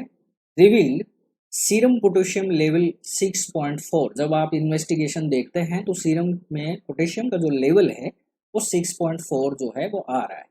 फिजिशियन ने इमीडिएटली नोटिफाई करके ऑर्डर दिया गया है 50 ml आपको क्या देना है? डेक्सट्रोज देना है, और 10 यूनिट्स आपको रेगुलर इंसुलिन जो है आईवी पुश करना है। The nurse administering these drugs knows the rationale for this therapy is true। ये आपसे क्वेश्चन पूछा है। अभी देखिए क्लाइंट किस चीज का है? एआरएफ का है। ठीक है, एक्यूट रीनल फेल्योर का क्लाइंट है। जब आपने पोटेशियम लेवल इसका देखा तो 6.4 जो है इसका पोटेशियम लेवल आ रहा है। क्लियर है? ऑर्डर में आपको दिया गया है D5 आपको देना है। कितना देना है? 50 ml देना है डेक्सट्रोज में। ठीक है, इसके साथ साथ आपको रेगुलर इंसुलिन जो है, रेगुलर इंसुलिन जो है वो आपको देनी है। कितनी यूनिट? 10 यूनिट जो है आपको देनी है। दोनों कॉम्बिनेशन में आपको देनी है। क्यों देनी है ये आपसे क्वेश्चन पूछा गया है, या फिर इसका देने का रीजन रैशनल जो है नर्स जानती है, जो कि डॉक्टर ने इसको प्रेस्क्राइब किया है। तो क्या है वो आपको मुझे बताना है। तो देखिए पहला ऑप्शन क्या है? Remove the potassium from the body by resin exchange system. ठीक है, पोटेशियम को रिमूव करना from the body by resin exchange system, क्या ये रेशनल होता है इसका? Protect the myocardium from the effect of hypokalaemia. Myocardium के को आप हाइपोकेलेमिया की वजह से जो इफेक्ट होने वाला है उसको आप बचा सकते हो इस थेरेपी के through. Promote rapid protein catabolism, protein की कैटाबॉलिज्म होने को आप प्रमोट कर सकते हैं। ये इस तरह का रेशनल जो है वो इस थ्योरी के पीछे है। या फिर drive potassium from serum back into the cell, drive potassium from serum back into the cell. ठीक है, तो इनमें से आपको मुझे बताना है कि क्या आंसर्स जो है वो इस पे सूट होने वाला है, या क्या रेशनल्स जो है वो इस क्वेश्चन पे फिट बैठता है। ठीक है, तो फर्स्ट ऑप्शन आप देखिए क्या कह रहा है। हमें जानना है कि डेक्सट्रोज 50 ml और रेगुलर इंसुलिन के 10 यूनिट्स डॉक्टर ने क्यों प्रिस्क्राइब किए हैं। अब देखिए रीजन क्या है मैं आपको बताऊं। सीरम जो पोटेशियम लेवल है, सीरम जो पोटेशियम लेवल है वो कितना होता है? नॉर्मली 3.5 से लेके 5.1 मिली इक्विवेलेंट पर लीटर। ओके, और यहाँ पे पोटेशियम लेवल कितना है? 6.4। यानी इससे ज़्यादा है, इससे ज़्यादा है तो कंडीशंस किस में जा रही है, इंक्रीज पोटेशियम लेवल है सीरम में, इसका मतलब है कंडीशन आपकी क्या है, हाइपर कैलेमिया, हाइपर कैलेमिया। अब इसके ट्रीटमेंट के लिए डॉक्टर ने डेक्सट्रोज 50 ml और 10 यूनिट जो है वो रेगुलर इंसुलिन का प्रीफर किया है। ठीक है, अब आपको ये जानना है कि इसका रेशनल क्या है। तो देखिए फर्स्ट ऑप्शन क्या कह रहा है, रिमूव करना है हमें पोटेशियम को फ्रॉम द बॉडी से बाय रेनिन एक्सचेंज सिस्टम से। तो आपको मैं बताऊं इस ऑप्शंस का जो आपका राइट आंसर रहेगा, ठीक है। तो रिमूव पोटेशियम होता है, पोटेशियम कहाँ से, बॉडी से, रेनिन एक्सचेंज सिस्टम से। लेकिन ये प्रोसेस कहाँ होता है, ये होता है प्रोसेस लार्ज इंटेस्टाइन में। कहाँ होता है ये प्रोसेस, लार्ज इंटेस्टाइन में। और लार्ज इंटेस्टाइन में भी क्या होता है, जो सोडियम है, सोडियम जो आयन है वो एक्सचेंज होते हैं किससे, एक्सचेंज होते हैं किससे, पोटेशियम आयन से। ठीक है, और पोटेशियम जो है वो यहाँ पे क्या हो जाएगा, डिक्रीज हो जाएगा सीरम में, यानी यहाँ पे जो हाइपर कैलेमिया कंडीशन है वो रिड्यूस हो जाती है। और ये प्रोसेस कहाँ पे होती है, लार्ज इंटेस्टाइन में होती है। लेकिन इसके लिए रेस्पॉन्सिबल कौन है, इसके लिए रेस्पॉन्सिबल कौन है, तो इसके लिए रेस्पॉन्सिबल ये नहीं है जो डॉक्टर ने प्रिस्क्राइब किया, इसके लिए रेस्पॉन्सिबल कौन है, केक्सालेट। कौन है, केक्सालेट। ठीक है, केक्सालेट जो है वो इसके लिए रेस्पॉन्सिबल होता है। ठीक है, अब जिसको बोलते क्या है अपन, तो याद रखना है, क्वेश्चंस भी पूछा गया है, sodium polystyrene sulfonate, polystyrene sulfonate, sodium polystyrene sulfonate जो है, अगर ये हम इसको देते हैं तो किसी भी कैंडिडेट जिसको हाइपरकैलेमिया है, तो ये लार्ज इंटेस्टाइन में जाने के बाद सोडियम आयन और पोटेशियम आयन जो है वो एक दूसरे को एक्सचेंज करते हैं और वो प्रोसेस होती है रेनिन एक्सचेंज। ठीक है, नेक्स्ट देखिए, protect the myocardium from the effect of hypokalemia. तो आपको याद रखना है, जब कंडीशन हाइपरकैलेमिया की होती है, जब कंडीशन हाइपरकैलेमिया की होती है तो मायोकार्डियम पे इफेक्ट पड़ता है, मायोकार्डियम पे इफेक्ट पड़ता है, कार्डियक अरेस्ट जिसको अपन कहते हैं करता है। तो मायोकार्डियम के इफेक्ट को कम करने के लिए, जो कि ऑप्शन बोल रहा है कि प्रोटेक्ट करना है आपको मायोकार्डियम को, किसके इफेक्ट से, हाइपो से नहीं बल्कि किससे, हाइपरकैलेमिया के इफेक्ट से। तो आपको क्या देना होता है, कैल्शियम देना होता है। कैल्शियम अगर आप देते हैं तो मायोकार्डियम पे हाइपरकैलेमिया की कंडीशंस जो है वो इफेक्ट नहीं डाल पाएगी। इसलिए इससे प्रिवेंट करने के लिए कि भाई मायोकार्डियम पे इफेक्ट कम हो, किसका, हाइपरकैलेमिया का, तो हम क्या प्रीफर करते हैं, कैल्शियम प्रीफर करते हैं। ठीक है, थर्ड ऑप्शन क्या है आपका, रैपिड प्रोटीन कैटाबोलिज्म। आपको याद रखना है, जब भी प्रोटीन का कैटाबोलिज्म होगा तो पोटेशियम जो है, पोटेशियम जो है वो रिलीज होंगे कहाँ से, कैटाबोलिज्म जब भी होता है, जाहिर सी बात है, देखिए क्या लिखा हुआ है, कैटाबोलिज्म। कैटाबोलिज्म का मतलब क्या होता है, टूटना, ब्रेक डाउन। क्या मतलब होता है, ब्रेक डाउन। तो पोटेशियम जो है वो रिलीज होंगे कहाँ से, बॉडी की सेल से, और बॉडी की सेल से ये रिलीज होंगे तो कहाँ जाएंगे, ये ब्लड स्ट्रीम में, और ब्लड स्ट्रीम में ये जाएंगे तो जाहिर सी बात है पोटेशियम का लेवल क्या हो जाएगा, बढ़ जाएगा। जबकि हमें तो क्या करना है, कम करना है। तो ये ऑप्शन तो बिल्कुल ही गलत है। ठीक है, तो ना तो आपका बी ऑप्शन सही है ना आपका ए ऑप्शन सही है, क्योंकि दोनों के आंसर्स मैंने अलग अलग आपको बता दिए। अब आपके पास ऑप्शन बचता है D, drive potassium from the serum back into the cells. तो ये बिल्कुल यहाँ पे परफेक्ट आंसर है। क्यों है वो भी मैं आपको बता देता हूँ। वो इसलिए है कि जब भी हम क्लाइंट को 10 यूनिट्स जो है वो रेगुलर इंसुलिन देते हैं, याद रखना है रेगुलर इंसुलिन ही दिया जाता है हाइपरकैलेमिया के केस में। रेगुलर इंसुलिन जब आप देंगे, पोटेशियम लेवल अगर इस क्लाइंट का क्या है, इंक्रीज है, तो रेगुलर इंसुलिन क्या करता है, जो पोटेशियम है, ठीक है, पोटेशियम है, इसको सेल्स, जैसे ये सेल्स है कोई, ठीक है, इसके अंदर ये क्या करता है, इसको इंट्रोड्यूस करता है, या फिर इसके अंदर इसको जाने की कोशिश करता है। कौन इफेक्ट करता है, कौन करता है, रेगुलर इंसुलिन किस पे करेगा, पोटेशियम पे। पोटेशियम किस में चला जाएगा, सेल्स के अंदर चला जाएगा। ठीक है, पुश बैक का मैकेनिज्म यहाँ पे होता है। लेकिन अब सवाल क्या है, डेक्सट्रोज यहाँ पे क्यों जाता है, क्योंकि रेगुलर इंसुलिन आप दे रहे हैं तो क्लाइंट को क्या हो सकता है, हाइपोग्लाइसीमिया हो सकता है। क्लाइंट को क्या हो सकता है, हाइपोग्लाइसीमिया हो सकता है। और हाइपोग्लाइसीमिया के ट्रीटमेंट के लिए हम क्या देते हैं, डेक्सट्रोज देते हैं। क्या देते हैं, डेक्सट्रोज देते हैं। एक क्वेश्चन तो आपका ये सॉल्व हो गया है यहाँ पे। सेकंड चीज आपको याद रखनी है कि रेगुलर इंसुलिन जब आप हाइपरकैलेमिया के केस में देते हैं तो इफेक्ट इसका 20 से 30 मिनट के अंदर ही आने लग जाएगा। ठीक है, ये टाइमर भी पूछा गया है, ये याद रखना। ठीक है, तो ये आपको याद रखना है, क्योंकि इंसुलिन जो है वो क्विकली इस पे इफेक्ट करता है, ठीक है। तो इसलिए डेक्सट्रोज और रेगुलर इंसुलिन का जो मिक्स कॉम्बिनेशन है वो हम इसलिए देते हैं क्योंकि इंसुलिन जो है वो पुश बैक मैकेनिज्म के थ्रू पोटेशियम को सेल्स के अंदर जो है इंट्रोड्यूस करती है, और जिससे सीरम पोटेशियम जो लेवल है, सीरम पोटेशियम जो लेवल है वो क्या हो जाएगा, रिड्यूस हो जाएगा। सीरम पोटेशियम लेवल जो है वो रिड्यूस हो जाएगा, क्योंकि ब्लड स्ट्रीम से पोटेशियम किधर चला गया, सेल्स की तरफ चला गया। क्लियर हो गया आपका रेशनल। तो आपको हमेशा याद रखना है, और ये ज़्यादातर बहुत इंपॉर्टेंट क्वेश्चन है, यहाँ से आपके डेफिनेटली क्वेश्चंस फंसेंगे। इस क्वेश्चन से डेफिनेटली आपके क्वेश्चंस यहाँ पे फंसने वाले हैं नॉर्थ सेट में, क्योंकि ये पॉपुलर क्वेश्चंस रहा है नर्सिंग एग्जाम्स का, और रिसेंटली जो एग्जाम्स हुए उनमें तो बहुत ज़्यादा ही पूछे जाते हैं। तो ये क्वेश्चंस आप थोड़ा सा रिपीटली एक बार और देख लेना, ठीक है। नेक्स्ट क्वेश्चन देखते हैं अपन। समझ गए होंगे आप इसका आंसर क्या आने वाला है, ई आने वाला। चलिए नेक्स्ट क्वेश्चन देखते हैं। नेक्स्ट क्वेश्चन आपका क्या है, नेक्स्ट क्वेश्चन है आपका, the nurse assessing breath sound, okay, bronchovesicular client. Client जो नर्स है वो असेस कर रही है क्या, ब्रीथ साउंड असेस कर रही है ब्रोंकोवेसिकुलर क्लाइंट में। तो सी शुड एक्सपेक्ट दैट, नर्स क्या एक्सपेक्ट करने वाली है अगर वो ब्रीथ साउंड असेस कर रही है ब्रोंकोवेसिकुलर।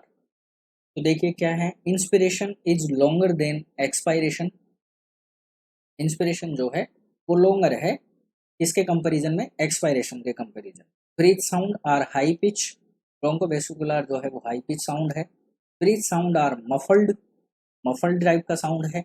या इंस्पिरेशन और एक्सप्रेशन आर इक्वल, इंस्पिरेशन और एक्सप्रेशन आर इक्वल। इस क्वेश्चन को सोल्व करने के लिए आपको सबसे पहले समझने होंगे लंग्स के साउंड।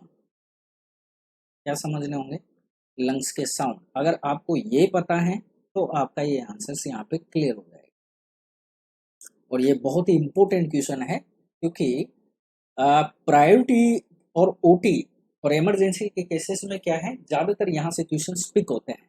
और एज ए नर्सिंग स्टाफ आपको यहाँ पे ध्यान रखना बहुत ज़रूरी होता है कि कौन सा साउंड किस चीज़ को इंडिकेट कर रहा है, और कौन सा साउंड हाई पिच है तो क्या इंडिकेट करेगा, लो पिच है तो क्या इंडिकेट करेगा, किस साउंड को हम क्या बोला करते हैं और वो किस चीज़ से रिलेट करता है, ठीक है। तो ये बहुत ही इंपॉर्टेंट चीज़ है। तो सबसे पहले अपन बात करते हैं लंग्स के नॉर्मल साउंड की, ठीक है। वो आप समझ जाएंगे तो फिर आप एबनॉर्मल को समझ जाएंगे, और फिर आप इस क्वेश्चन का आंसर आप क्लियरली निकाल सकते हैं कि ये जो ब्रोंकोवेस्कुलर साउंड यहाँ पे ब्रीथ साउंड नर्स ने असेस किया है ये किससे रिलेट कर रहा है। तो पहले बात कर लेते हैं अपन normal lung sound, normal lungs sound, ठीक है। नॉर्मल लंग साउंड की बात करें तो कितने होते हैं, तीन होते हैं, बेसिकली तीन होते हैं। फर्स्ट बात करें ब्रोंकियल, अगर ब्रोंकियल लंग साउंड है, ठीक है, तो ये नॉर्मल साउंड होता है, ये आपको याद रखना है। ठीक है। अब ब्रोंकियल साउंड आपको सुनाई कहाँ देगा, तो ये सुनाई देता है आपको ट्रेकिया, कहाँ सुनाई देता है, ट्रेकिया। सेकंड चीज आपको याद रखना है, कैसा साउंड होता है ये, लाउड होता है और हाई पिच होता है, लाउड होता है और हाई पिच होता है। नाम से लाउड लिखा हुआ इसका मतलब हाई पिच तो ये होने वाला है, ठीक है। ब्रोंकियल कहाँ पे होगा, ट्रेकिया पे। अब सेकंड नंबर पे नॉर्मल कौन है, ब्रोंकियो वेसिकुलर, ब्रोंकियो वेसिकुलर। ब्रोंकियो वेसिकुलर कहाँ सुनाई देता है हमें, तो ब्रोंको वेसिकुलर हमें सुनाई देता है मैन ब्रोंकाई पे। कहाँ सुनाई देता है, मैन ब्रोंकाई, कहाँ पे सुनाई देता है, मैन ब्रोंकाई पे, ठीक है। और ये कैसा साउंड होता है, मीडियम पिच साउंड होता है, मीडियम पिच साउंड होता है, याद रखना है। हाई पिच नहीं होता है, ना ही लो पिच होता है, मीडियम पिच साउंड होता है। कौन सा, आपका ब्रोंकियो वेसिकुलर। और यहाँ क्वेश्चन में भी आपसे क्या पूछा गया है, ब्रोंकियो वेसिकुलर। इसका मतलब है कि क्लाइंट का जो साउंड है वो नॉर्मल है, तो आपका आंसर भी नॉर्मल ही होगा। थर्ड ऑप्शन जो है ये आपको कहता है, थर्ड जो नॉर्मल लंग साउंड है वो है वेसिकुलर। वो क्या है, वेसिकुलर। अब वेसिकुलर हमें कहाँ सुनाई देता है, तो वेसिकुलर हमें सुनाई देता है कहाँ पे, डिस्टल एल्वेलाई पे। कहाँ सुनाई देते हैं, डिस्टल एल्वेलाई पे, ठीक है। डिस्टल एल्वेलाई का मतलब क्या हो गया, लंग्स फील्ड। कहाँ सुनाई देते हैं? लंग्स फील्ड पे, ठीक है। और ये कैसे होते हैं? तो वेसिकुलर में आपको याद रखना है, वेसिकुलर कैसे होते हैं? लो पिच साउंड होता है। तो इसका मतलब आप क्या समझे? आप समझे ये कि ब्रोंकियल जो साउंड होता है वो हाई पिच होता है और वेसिकुलर जो होता है वो लो पिच होता है, और इन दोनों का जो कॉम्बिनेशन होता है वो मीडियम पिच होता है। समझ गए ट्रिक? ठीक है। तो ये तीनों ही साउंड जो है आपके, तीनों ही साउंड कैसे हैं? नॉर्मल लंग साउंड है। क्लियर है? तो ये तो हो गई नॉर्मल की कहानी, ठीक है। अब बात कर लेते हैं, ठीक है, समझ गए। अब बात करते हैं अपन एबनॉर्मल की कहानी क्या है। तो एबनॉर्मल साउंड की मैं बात करूं, एबनॉर्मल में लंग साउंड की बात करूं, ठीक है, एबनॉर्मल लंग साउंड की मैं बात करूं तो जैसे बात कर लेते हैं, सबसे ज्यादा आपसे क्वेश्चंस पूछे जाते हैं जिन पे, जैसे रेल्स, ठीक है, रेल्स हो गया, फिर कोर्स, या फिर आप इसको क्या बोलते हैं? क्रैकल, ठीक है।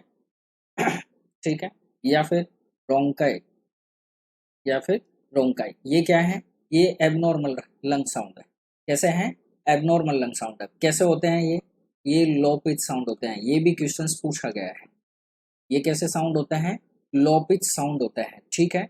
और मोस्ट इंपोर्टेंट चीज आपको याद रखनी है कि ये कौन सी इश्यूज या कौन सी डिजीज में आपको देखने को मिलेंगे, तो आपको याद रखना है जब भी लंग्स फील्ड में कलेक्शन हो जाए किस चीज का?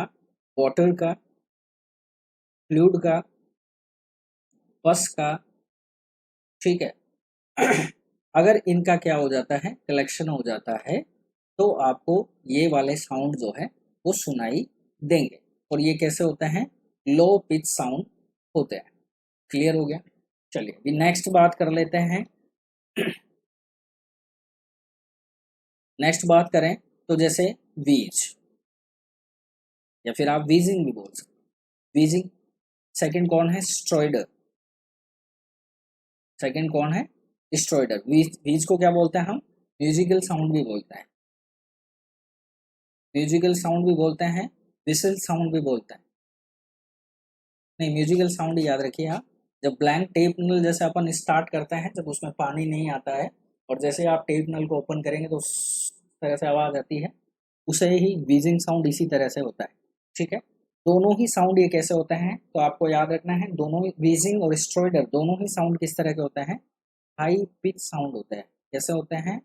हाई पिच साउंड होते हैं, ये आपको याद रखना है। ये भी क्वेश्चन पूछा गया है। ठीक है, हाई पिच साउंड होता है, ठीक है। और इसके अलावा वीजिंग आपको किस में देखने को मिलता है? तो मोस्टली आपको याद रखना है, वीजिंग आपको देखने को मिलेगा अस्थमा में देखने को मिलते हैं, आपको ये याद रखना है हाई पिच साउंड। और किस में देखने को मिलेंगे? एम्फाइजमा में आपको देखने को मिलता है, ठीक है। एम्फाइजमा अस्थमा में आपको high, sorry, high pitch sound जैसे लाइक दैट वीजिंग एस्ट्रॉइडर जैसे साउंड आपको सुनाई देता है, ठीक है। एक और क्वेश्चंस मैं आपको बता देता हूँ, ये भी क्वेश्चंस पूछा गया है, बावल साउंड जो होता है इनकी पिच कैसी होती है, ये भी क्वेश्चंस पूछा गया है।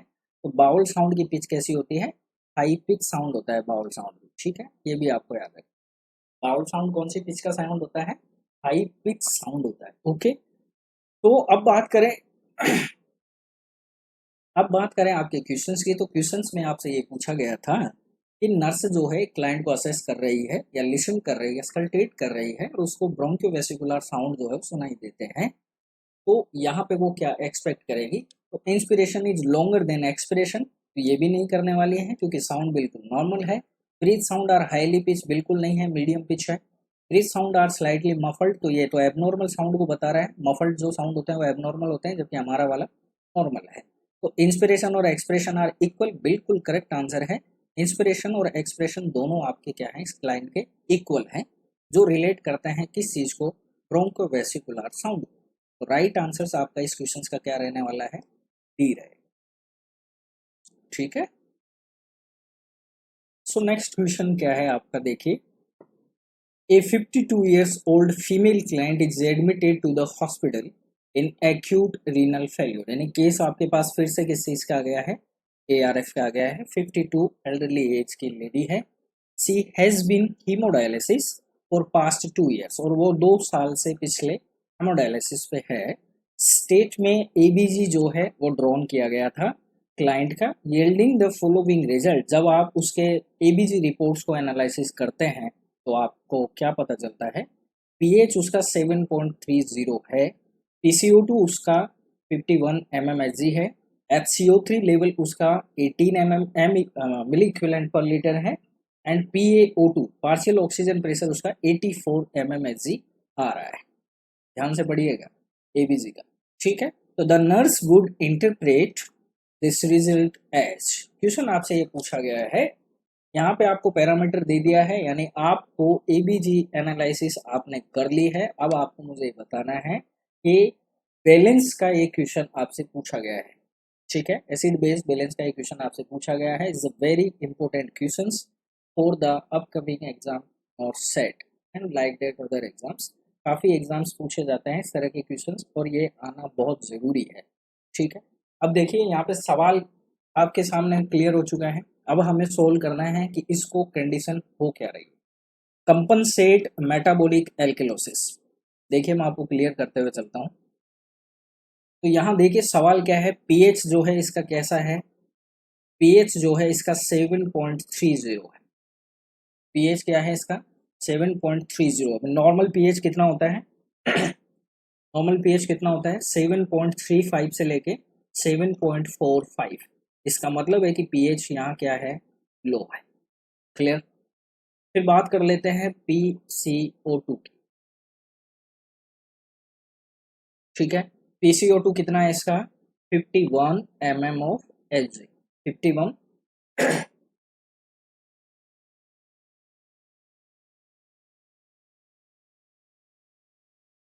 mm of Hg। PCO2 की लेवल की बात करें, नॉर्मल लेवल की बात करें, कितनी होती है 35 से लेके 45 mm ऑफ Hg। तो ये क्या है, ये ज़्यादा है। क्लियर हुआ। फिर बात कर लेते हैं HCO3 की। HCO3 का कितना आ रहा है लेवल आपका यहाँ पे 18 मिली इक्विवेलेंट पर लीटर, जो कि नॉर्मली कितनी होती है 22 से लेके 26 मिली इक्विवेलेंट पर लीटर, ओके। और PaO2 आपका इस क्लाइंट का कितना आ रहा है 84 mm ऑफ Hg। नॉर्मली कितना होना चाहिए 95 या से मोर देन होना चाहिए, ठीक है, या 90,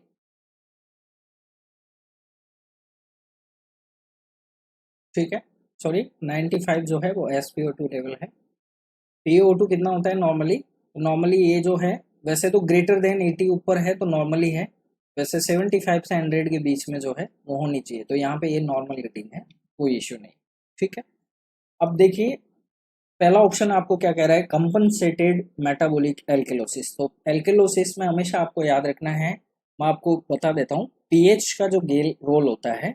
अगर पीएच नॉर्मली डाउन हो, डाउन किससे होगी, वो 7.35 से कम होती है, तो केस किस में जाता है एसिडोसिस में जाता है।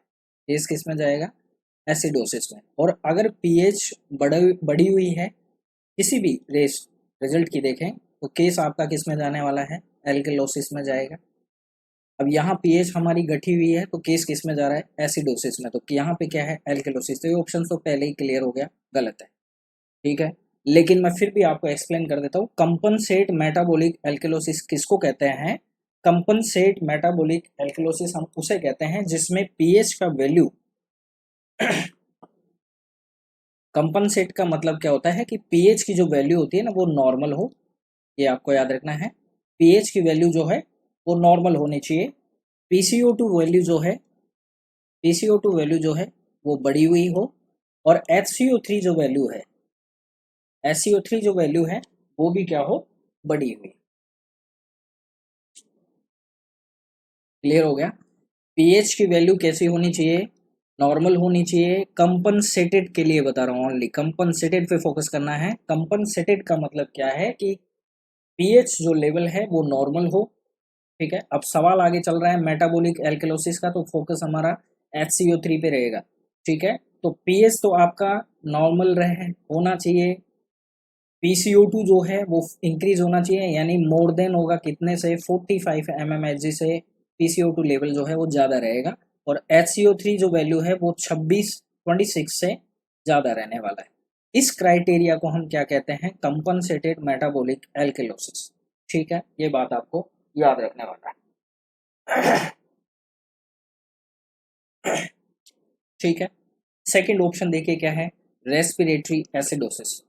सेकंड रेट क्या है, रेस्पिरेटरी एसिडोसिस। रेस्पिरेटरी एसिडोसिस में आपको याद रखना है इसमें क्या होगा, पीएच जो वैल्यू है, अब एसिडोसिस आया मैंने अभी आपको बताया, तो पीएच क्या हो जाएगी, घट जाएगी।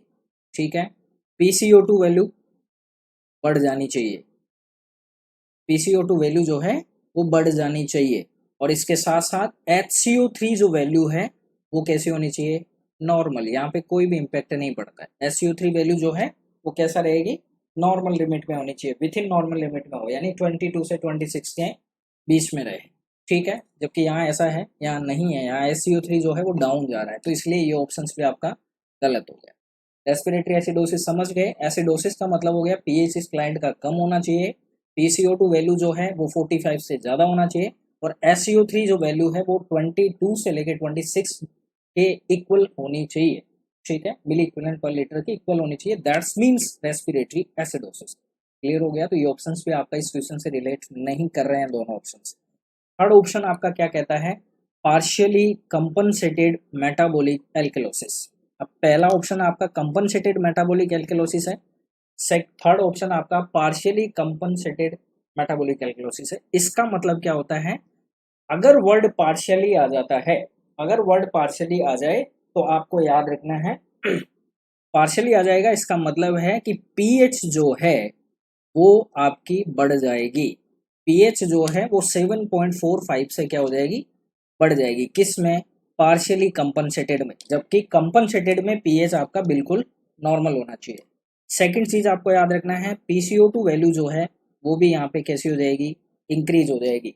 पीसीओ2 वैल्यू भी आपकी क्या हो जाएगी, यहाँ पे इंक्रीज हो जाएगी। क्लियर, और बात किसकी हो रही है, एल्कलोसिस की हो रही है, तो जाहिर सी बात है SCO3 जो वैल्यू है वो भी 26 से क्या हो रहेगा, ज़्यादा हो जाएगा। तो ये क्राइटेरिया जो फॉलो करता है वो किसके अंदर आएगा, पार्शियली कंपनसेटेड एल्कलोसिस में, जबकि हमारे क्वेश्चन में SCO3 वैल्यू जो है वो लो है, ना कि बढ़ी हुई है। तो ये ऑप्शंस भी आपका गलत हो गया, यहाँ पीएच भी बढ़ा हुआ था लेकिन हमारा तो पीएच भी कम है क्वेश्चन में। तो तीनों ऑप्शंस आपके यहाँ से हो गए हैं एलिमिनेट। अब ऑप्शन आपके पास बचता है combined respiratory metabolic acidosis, combined respiratory and metabolic acidosis. Clear, अब कंबाइंड इसको हो रहा है प्रॉब्लम, अब वो क्यों हो रहा है कंबाइंड, तो देखिए कंबाइंड, अब देखिए क्या है एसिडोसिस, तो ऑब्वियसली बात है क्वेश्चंस में आपको पीएच जो है वो कम दिया हुआ है, तो ये तो पॉइंट एसिडोसिस का हो गया क्लियर।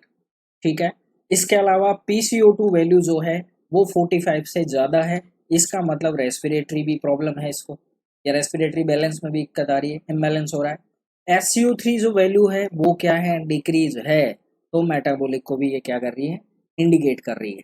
ठीक है, तो कंबाइंड का मतलब ये हो गया कि पीएच जो है वो लो है 7.35 से, PCO2 जो वैल्यू है वो 45 mmHg से ज़्यादा है, SCO3 जो है वो 22 से क्या है, लो है। तो यहाँ पे आपका रिफ्लेक्शन क्या होना चाहिए कि क्लाइंट को रेस्पिरेटरी और मेटाबॉलिक एसिडोसिस की प्रॉब्लम कंबाइंडली शो हो रही है। ठीक है, तो ये आपको याद रखना है। इस तरह के क्वेश्चंस आपको नॉर्सेट स्पेशल्स एग्जाम्स जितने भी हुए हैं और जितने भी आगे होंगे, ये क्वेश्चंस आपको ज़रूर मिलने वाला है। इस तरह से क्वेश्चंस आप, इस क्वेश्चंस को अगर आप एक बार में ना समझे तो दोबारा इसको रिवाइज ज़रूर कर ले बैक ऑफ वीडियो जाके। ठीक है, लेकिन क्वेश्चंस को आपको गलत नहीं करना है। ठीक है, ये आपको याद रखना है। ठीक है, तो इस क्वेश्चंस का आपका राइट आंसर क्या रहेगा, ऑप्शन डी आपका यहाँ पे राइट होने वाला है। क्लियर, चलिए अभी नेक्स्ट क्वेश्चन देखते हैं। नेक्स्ट क्वेश्चन देखिए आपका क्या है, a mother come to the paediatric clinic with her 17 month old child. ठीक है, एक मदर है जो पीडियाट्रिक क्लिनिक में आई है अपने बच्चे को लेके जिसकी एज है 17 month। The mother would like to begin toilet training, और मदर की जो मतलब जो इच्छा है वो ये है कि वो टॉयलेट ट्रेनिंग स्टार्ट करना चाहती है। What should the nurse teach her about implementing toilet training. अब आपसे क्वेश्चन ये पूछा गया है कि एज ए स्टाफ नर्स या एज ए नर्स आप क्लाइंट को किस तरह से टीच करेंगे कि वो इम्प्लीमेंट कर सके टॉयलेट ट्रेनिंग के। काफी अच्छा क्वेश्चन है। फर्स्ट ऑप्शन देखिए, टेक 2 और 3 favourite toys with the child. Take 2 और 3 favourite toys with the child. ठीक है। Have a child size toilet seat और ट्रेनिंग पोटी ऑन हैंड। या फिर आप चाइल्ड, देखिए पहला ऑप्शन तो ये कह रहा है कि 2 या 2 से अधिक 3 फेवरेट टॉयज आप दे सकते हो बच्चे को, या फिर चाइल्ड साइज आप टॉयलेट सीट बनवा लीजिए, या फिर ट्रेनिंग दीजिए उसको पोटी की ऑन हैंड, हैंड के सपोर्ट के द्वारा। Explain to the child she is going to void and defecate. या फिर आप एक्सप्लेन कीजिए बच्चे को कि भैया वो जाए, वॉइड करे या डेफिकेट करे। और show disapproval if she does not void और डेफिकेट। और आप या तो ऐसा बिहेव कीजिए कि अगर वो अवॉइड या डेफिकेट नहीं करता है तो फिर आप डिसअप्रूवल जैसा बिहेव उसके साथ, बच्चे के साथ कीजिए। अब आपको आंसर देना है, तो देखिए पहला ऑप्शन क्या कह रहा है, take 2 and 3 favourite toys of the child. तो आपको यहाँ पे स्टार्ट क्या करना है, टॉयलेट ट्रेनिंग करना है। अगर आप बच्चे को टॉयज देंगे तो बच्चा जो है वो क्या होगा, डिस्ट्रैक्ट। बच्चा क्या होने वाला है, डिस्ट्रैक्ट। इसका मतलब है कि ये क्या हो गया, बैरियर का काम करता है किसके लिए, ट्रेनिंग के लिए, बैरियर फॉर टॉयलेट ट्रेनिंग। ठीक है। इस एक्टिविटी से टॉयलेट ट्रेनिंग इम्प्रूव नहीं होने वाली है, जबकि बच्चा क्या होगा, डिस्ट्रैक्ट। तो ये ऑप्शन आपका गलत। फिर क्या है, explain to the child she is going to void and defecate. तो भैया 17 मंथ ओल्ड चाइल्ड है ये। ठीक है, 17 मंथ ओल्ड चाइल्ड है। इस बच्चे को अगर आप ये कहेंगे कि आप जाइए और वॉशरूम या फिर आप वॉइड या डेफिकेट कर लीजिए, तो ये सेंटेंस जो है इस एज के क्राइटेरिया बच्चों के लिए सफिशियंट नहीं है। ठीक है। या फिर आप ये बोल सकते हो कि एज के अकॉर्डिंग ये अप्रोप्रिएट सेंटेंस नहीं है नर्स का, तो ये भी यहाँ पे गलत ऑप्शन है। क्लियर। उसके बाद show disapproval if she does not void और डेफिकेट, तो ये भी बिल्कुल गलत है। अगर कोई बच्चा वॉइड या डेफिकेट नहीं कर पा रहा है और अगर आप उसको डिसअप्रूवल जैसा शो करते हैं, तो ये भी गलत चीज़ है, क्योंकि यहाँ पे आपको कैसे बिहेवियर शो करने हैं, आपको यहाँ पे शो करने हैं प्रेजल बिहेवियर। कैसे बिहेवियर शो करते हैं अपन टॉयलेट ट्रेनिंग के दौरान, प्रेजल बिहेवियर जो है वो शो करने चाहिए। लाइक दैट, जैसे मैं आपको बताऊं, प्रेजल बिहेवियर जो है वो हमें शो करने चाहिए लाइक दैट, स्माइल। ठीक है, स्माइल, स्माइल के अलावा हग। ठीक है, तो स्माइल, हग हो गया। ठीक है। ऐसे बिहेवियर आपको क्या करने चाहिए, यूज करने चाहिए, या फिर क्लैप, या फिर क्लैप। ठीक है। इस तरह के बिहेव अगर आप शो करते हैं बच्चे के सामने, तो बच्चा क्या है, इंटेंसली क्या होता है, अटैच होता है। ठीक है। और उसको इस तरह का कोऑपरेटिव बिहेवियर चाहिए, ना कि डिसअप्रूवल। अगर आप करते हैं तो बच्चा क्या है, डिसअप्रूवल बिहेवियर को तो वैसे ही मैनेज नहीं कर पाएगी सही से। तो यहाँ पे हमें प्रेजल बिहेवियर मेंटेन करना है, तो ये ऑप्शन पे आपका गलत होता है। फिर देखिए, have a child size toilet seat and training potty on hand. तो ये यहाँ पे परफेक्ट आंसर जाता है। क्यों जाता है, कि बच्चे की जो टॉयलेट ट्रेनिंग है, बच्चे की जो टॉयलेट ट्रेनिंग है उसके अकॉर्डिंग टॉयलेट की सीट की साइज हो। ठीक है। और ट्रेनिंग पोटी ऑन हैंड, यानी बच्चे को आप हैंड के सपोर्ट से टॉयलेट ट्रेनिंग स्टार्ट करें, जिसमें हम साउंड का इस्तेमाल भी करते हैं, पॉप, पॉप। ठीक है, इस तरह के साउंड्स जो हैं वो हम कब स्टार्ट करते हैं, टॉयलेट ट्रेनिंग के दौरान। तो एज ए नर्स आपको मदर को इस हिसाब से टीच करना है कि विथ सपोर्ट ऑफ हैंड आप ट्रेनिंग पोटी कर सकते हैं, या फिर टॉयलेट साइज जो सीट है उसको आप मॉडिफाई कर सकते हैं। इसके अलावा आपको खास ध्यान रखने वाली चीज़ यहाँ पे ये है कि टॉयलेट ट्रेनिंग कब स्टार्ट होती है, तो आपको याद रखना है 18 मंथ से लेके 24 मंथ तक आप टॉयलेट ट्रेनिंग को स्टार्ट कर सकते हैं। एवरेज एज की मैं बात करूं, एवरेज एज की मैं बात करूं, दोनों क्वेश्चन अलग हैं, तो 2 to 3 ईयर्स आप इसका राइट आंसर मान सकते हैं। ठीक है, क्योंकि टोडलर स्टेज में ही ये जो है वो स्टार्ट हो जानी चाहिए। ठीक है, ये आपको याद रखना है। क्लियर। ओके। तो राइट आंसर इस क्वेश्चन का क्या रहने वाला है, बी आंसर होगा। और आप एज ए नर्स हैं तो आप उसे थेरापेटिक रेस्पॉन्स देंगे, ना कि इस तरह के रेस्पॉन्स आप देने वाले। क्लियर। ये भी आपके माइंडसेट में होना चाहिए। नेक्स्ट क्वेश्चन देखते हैं हम। नेक्स्ट क्वेश्चन देखिए क्या है,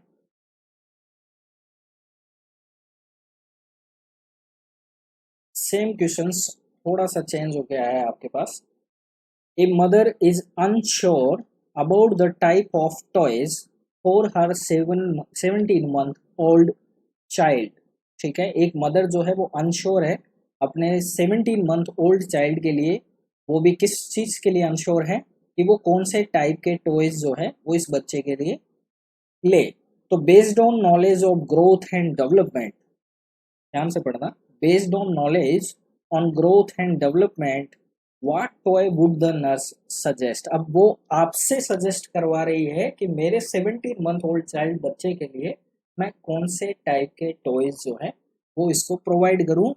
बेस क्या होना चाहिए, ग्रोथ और डेवलपमेंट के बेस पे आपको सजेस्ट करना है। तो फर्स्ट ऑप्शन क्या है, a pull toy to encourage locomotion activities, a mobile to improve hand or eye coordination, a large toy with movable parts to improve pincer grasp, various large colored blocks to teach visual discrimination।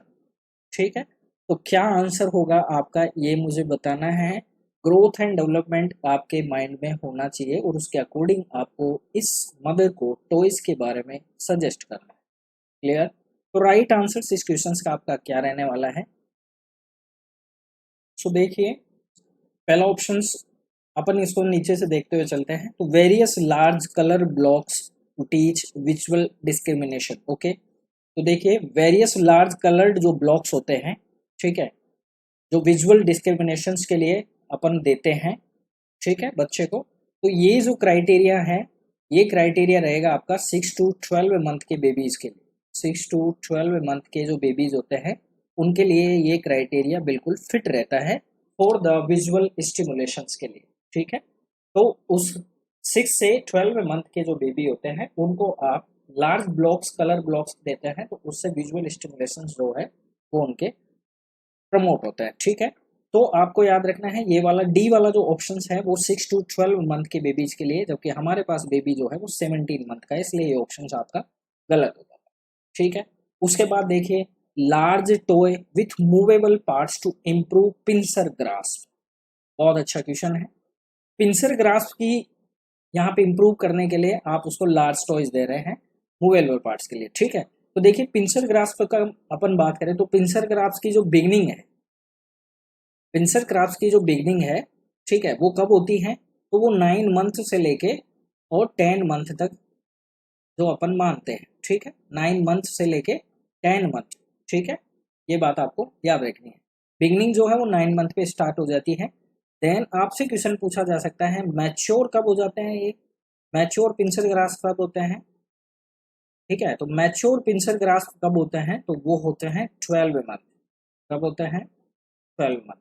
और हमारे पास baby कितने month का है, 17 month का, तो ये भी हो चुका है, ये भी हो चुका है, यानी मैच्योर हो चुके हैं पिंसर ग्राफ्स, तो अभी यहाँ पे हमें नीड नहीं है, तो ये ऑप्शंस पे आपका गलत हो गया।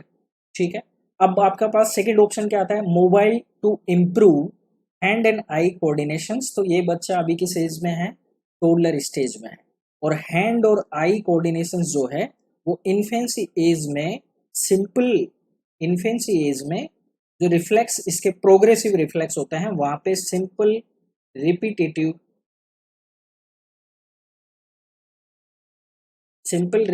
जो बिहेव है, ठीक है, सिंपल रिपीटेटिव बिहेव है। और दूसरी चीज ये क्या करता है, कॉपी करता है, इमिटेटिव बिहेवियर जिनको अपन बोलते हैं।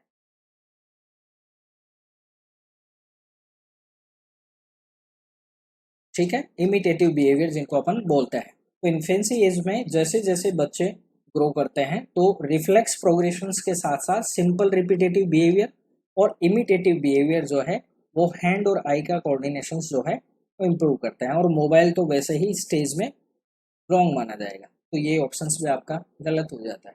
ठीक है, अब आपके पास ऑप्शन बचता है फर्स्ट। फर्स्ट क्या है, पुल टॉय टू एनकरेज लोकोमोशन। तो आपको ये याद रखना है, ये ऑप्शन यहाँ पे आपका बिल्कुल सही जा रहा है। क्यों जा रहा है मैं आपको बताऊं। बच्चा है आपका टोडलर स्टेज, किस स्टेज में है, टोडलर स्टेज में। अब टोडलर स्टेज में प्रायोरिटी क्या रहती है कि बच्चे की लोकोमोशन जो एक्टिविटीज हैं वो इंक्रीज हो, लोकोमोशन जो एक्टिविटीज हैं वो इंक्रीज हो। ठीक है। लोकोमोशन एक्टिविटीज जो है वो इंक्रीज हो, लाइक दैट, जैसे मैं आपको बताऊं तो इस बच्चे को आपको कैसे टॉयज देने हैं, जंपिंग, ठीक है।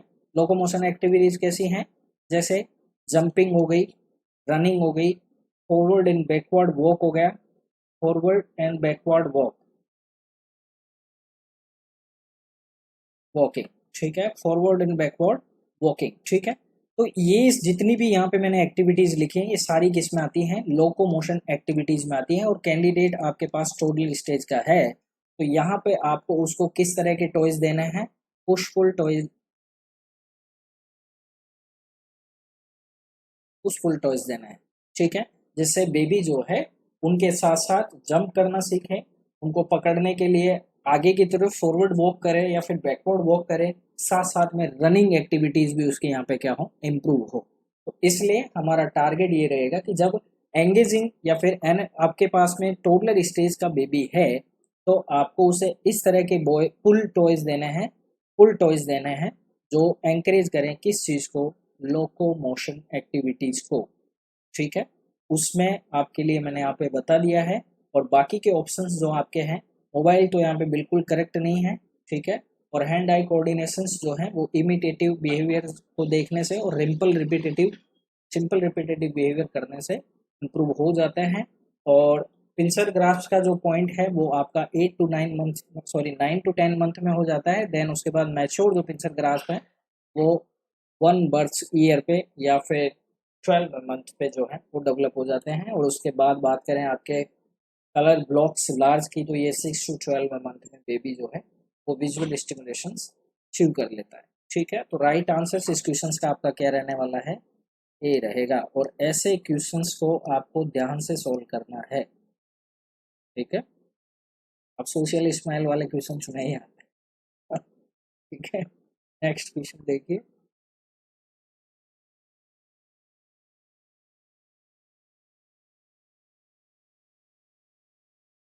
नेक्स्ट क्वेश्चन है आपका, ए 16-year-old student has long history of bronchial asthma, spasmodic problem है, ब्रोंकियल अस्थमा इस बच्चे को है, 16 साल का एक बच्चा है जिसकी हिस्ट्री में ब्रोंकियल अस्थमा है, has experience several severe asthmatic attacks during the school year, और उसने काफी सारे अस्थमेटिक अटैक्स जो है वो फेस किए हैं ड्यूरिंग स्कूल ईयर में। The school nurse is required to administer 0.2 ml of 1:1000 solution of epinephrine subcutaneous during an asthma attack। ये पॉइंट है आपके लिए, स्कूल नर्स जो है वो रिक्वायर करती है administer 0.2 ml epinephrine solution of 1 divided by 1000 solutions in subcutaneous route during asthma attack। How does school nurse evaluate the effectiveness of this intervention? अब कैसे एज ए नर्स आप इवालुएट कर पाएंगे कि एपिनेफ्रिन का क्या इफेक्टिवनेस रहने वाला है, ये आपसे क्वेश्चन पूछा गया है। फर्स्ट ऑप्शन है increase pulse rate, increase expectorate of secretion, decrease inspiratory difficulty, increase respiratory rate. ये आपसे क्वेश्चन पूछा गया है, आपसे सिंपल सा क्वेश्चन पूछा गया है कि एपिनेफ्रिन का इफेक्टिवनेस आप कौन से इंटरवेंशन से पता कर सकते हैं या फिर इवालुएट कर सकते हैं। तो देखिए सबसे पहले आपको समझना होगा एपिनेफ्रिन को, ठीक है। एपिनेफ्रिन कौन से क्लास की ड्रग है, तो आपको याद रखना है सिंपैथो माइमेटिक्स कैटेकोलामाइन, सिंपैथो माइमेटिक्स कैटेकोलामाइन ड्रग्स, ठीक है। अब चलते हैं अपन ऑप्शन पे, इंक्रीज पल्स रेट, ठीक है। तो आपको याद रखना है एपिनेफ्रिन जो है वो वीएफ कोज कर सकती है, वेंट्रिकुलर फिब्रिलेशन, वेंट्रिकुलर फिब्रिलेशन जो है वो कोज कर सकती है क्योंकि इसका ये साइड इफेक्ट्स में काउंट होता है वेंट्रिकुलर फिब्रिलेशन। और ये क्यों करती है, क्योंकि कार्डियक स्टिमुलेशन से इसका साइड इफेक्ट होता है, इसलिए वेंट्रिकुलर फिब्रिलेशन आपको देखने को मिल सकता है, ठीक है, पहली बात। दूसरी बात आपको याद रखनी है एपिनेफ्रिन जो है ये 2 रिसेप्टर्स पे रोल प्ले करती है, एक तो अल्फा और एक होती है बीटा रिसेप्टर पे, ठीक है, अल्फा और बीटा रिसेप्टर पे। और अल्फा का काम क्या होता है, अल्फा का काम यही होता है कि ये कॉन्स्ट्रिक्ट कर देता है किसको, ब्लड की वेसल्स को। ब्लड वेसल्स को कॉन्स्ट्रिक्शन का काम कौन करता है, अल्फा रिसेप्टर करता है जब एपिनेफ्रिन इस पे एक्ट करती है। ठीक है, फिर बात कर लेते हैं सेकंड ऑप्शन की, इंक्रीज। लेकिन आपसे क्वेश्चन क्या पूछ रहा है कि आपको इवालुएट करना है इफेक्टिवनेस ऑफ इंटरवेंशन। जो एपिनेफ्रिन अस्थमेटिक अटैक वाले बच्चे को दिया हुआ है, तो इसका इवालुएशन आप किस तरह से कर पा रहे हैं, तो ये वाला ऑप्शन तो यहाँ पे गलत है। सेकंड क्या है, इंक्रीज एक्सपेक्टोरेट ऑफ सीक्रेशन, तो ये भी गलत हो जाएगा, क्योंकि एपिनेफ्रिन आप किस लिए दे रहे हैं, कंडीशंस क्या है, ब्रोंकोस्पाज्म की है। कंडीशंस क्या है, ब्रोंकोस्पाज्म की है।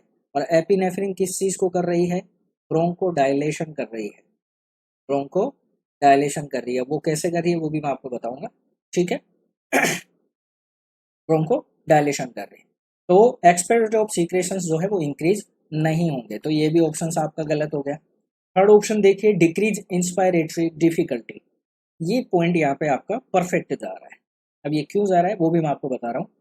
डिक्रीज इंस्पायरेटरी डिफिकल्टी, अभी क्लाइंट को क्या हो रहा है, अस्थमा। क्लाइंट को क्या हो रहा है, अस्थमा। अस्थमा में क्या होता है, स्पाज्मोडिक मूवमेंट होता है। स्पाज्मोडिक जो है वो आपको कहाँ देखने को मिलेंगे, ब्रोंकाई, यानी ब्रोंको स्पाज्म हो रहा है। अब ब्रोंको स्पाज्म होता है तो जाहिर सी बात है रेस्पिरेशन क्या होगा, डिफिकल्ट होगा। रेस्पिरेशन क्या होगा, डिफिकल्टी होगी। तो यहाँ हमें क्या करना है, ब्रोंको को डायलेट करना है, ब्रोंको को डायलेट करना है। ब्रोंको को डायलेट करेंगे, ब्रोंको को डायलेट करेंगे तब जाके ही इसकी इंस्पायरेटरी डिफिकल्टी क्या होगी, डिक्रीज होगी। वो काम कौन करता है, बीटा रिसेप्टर करता है। जब एपिनेफ्रिन बीटा रिसेप्टर पे एक्ट करती है तो बीटा रिसेप्टर क्या करेगा, स्मूथ मसल्स जो होती हैं उनको रिलैक्स कर देता है। स्मूथ मसल्स को क्या करता है, रिलैक्स करता है ऑफ लंग्स। ठीक है, या फिर आप बोल सकते हो एयरवे। एयरवे की जितने भी स्मूथ मसल्स है लंग्स की, उनको क्या करता है, बीटा रिसेप्टर रिलैक्स करता है। और जैसे ये रिलैक्स करेगा तो ब्रोंको डायलेशन होगा, और ब्रोंको डायलेशन होगा तो इंस्पायरेटरी जो डिफिकल्टीज क्लाइंट को हो रही है ड्यू टू ब्रोंको स्पाज्म, तो ब्रोंको डायलेशन से वो डिफिकल्टी क्या हो जाएगी, रिजोल्व हो जाएगी। क्या हो जाएगी, रिजोल्व हो जाएगी। तो आपके एपिनेफ्रिन देने का जो सही रेशनल जा रहा है वो जा रहा है आपका सी ऑप्शन। ठीक है, और ये इंक्रीज रेस्पिरेटरी रेट ये क्यों हो रही है, ये कंपनसेशन की वजह से हो रही है। इसकी वजह से हो रही है, कंपनसेशन की वजह से हो रही है, क्योंकि क्लाइंट को क्या हो रहा है, ब्रोंकोस्पाज्म हो रहा है और उसके कंपनसेशन में उसको रेस्पिरेशन लेने में हो रही है तकलीफ, इसलिए रेस्पिरेशन रेट जो है वो उसकी बढ़ जाएगी। ठीक है, एज ए कंपनसेशन। तो ये ऑप्शन भी यहाँ पे आपका सूट नहीं होता, इसलिए राइट आंसर आपका इस क्वेश्चन के लिए क्या जाने वाला है, सी जाए। ठीक है, तो यहाँ से आप क्या सीखे, पहला क्वेश्चन तो आपका बनता है ये क्वेश्चन पूछा गया है एपिनेफ्रिन कौन से क्लास की ड्रग है, तो आपको याद रखना है सिंपैथो माइमेटिक्स कैटाकोलामाइन, ये पूछा गया क्वेश्चन। और इसके दो रिसेप्टर्स होते हैं, अल्फा 1 अल्फा 2 और बीटा 1 बीटा 2। अल्फा का काम ये होता है, बीटा का काम ये होता है, इस तरह से ये रिजोल्व करने का काम करती है। और ये इंपॉर्टेंट क्वेश्चन है, याद रखना है, काफी बार पूछा जा चुका है। ठीक है, नेक्स्ट क्वेश्चन देखते हैं।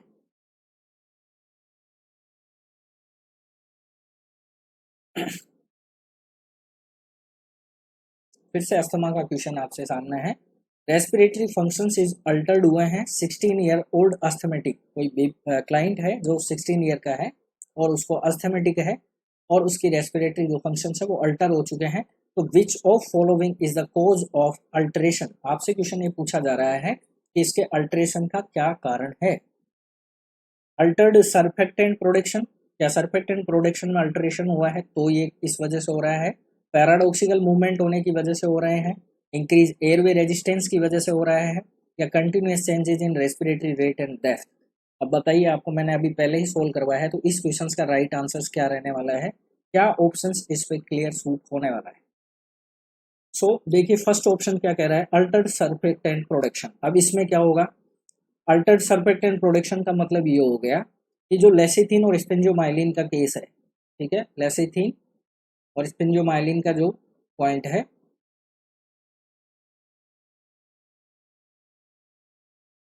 ठीक है, ये दोनों सर्फेक्टेंट है। ठीक है, नॉर्मली इनका रेशो कितना होना चाहिए, 2:1 होना चाहिए। लेकिन मान के चलिए कि किसी भी वजह से लेसिथिन स्पेंजोमाइलिन का जो प्रोडक्शन है वो नॉर्मली नहीं हुआ है, तो वो क्या कहलाता है, अल्टर्ड सर्फेक्टेंट प्रोडक्शन। तो ये क्या कोज करेगा, ये कोज करता है respiratory distress syndrome, RDS, respiratory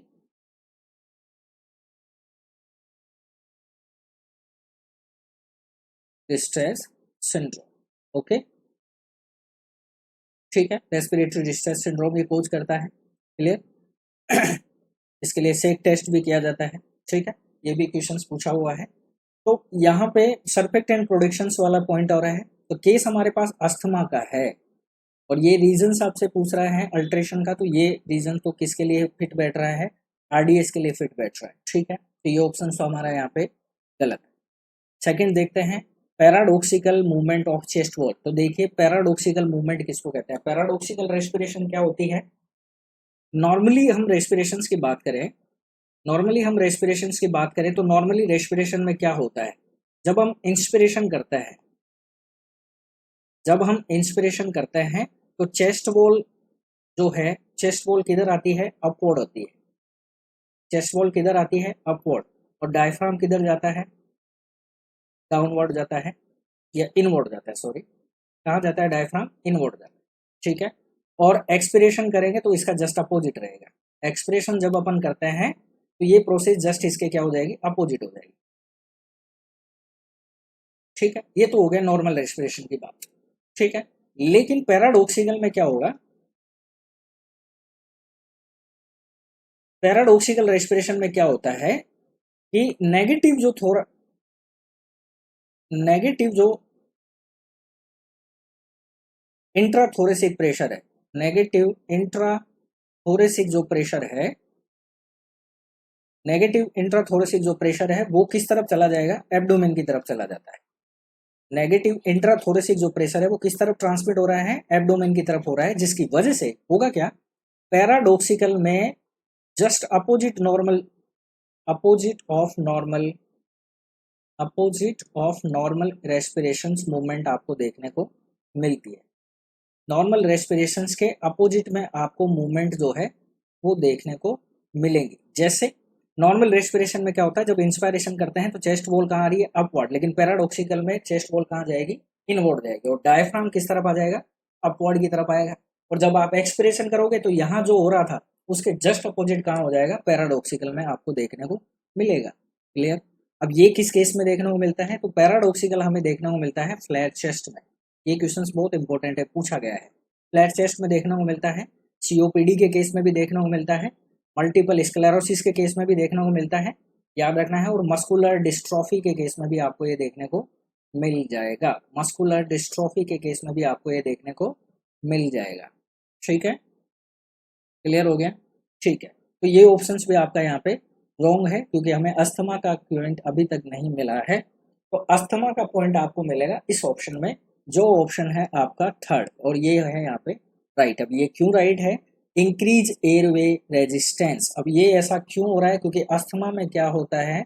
Bronco spasm, और ब्रोंको स्पाज्म होने की वजह से एयरवे जो है वो क्या हो जाएगा? ब्लॉक। और एयरवे ब्लॉक, या फिर आप बोल सकते हो एयरवे क्या हो जाएगा? रेजिस्टेंस। और एयरवे रेजिस्टेंस होने की वजह से ये प्रॉब्लम जो है वो फेस होने वाली है। क्लाइंट जो है वो प्रॉपरली इंस्पिरेशन और एक्सप्रेशन नहीं कर पाएगा, ड्यू टू जो ब्रोंकियल है वो स्पाज्म करने लग जाते हैं। और अस्थमा के केस में ऐसा ही होता है, क्योंकि ये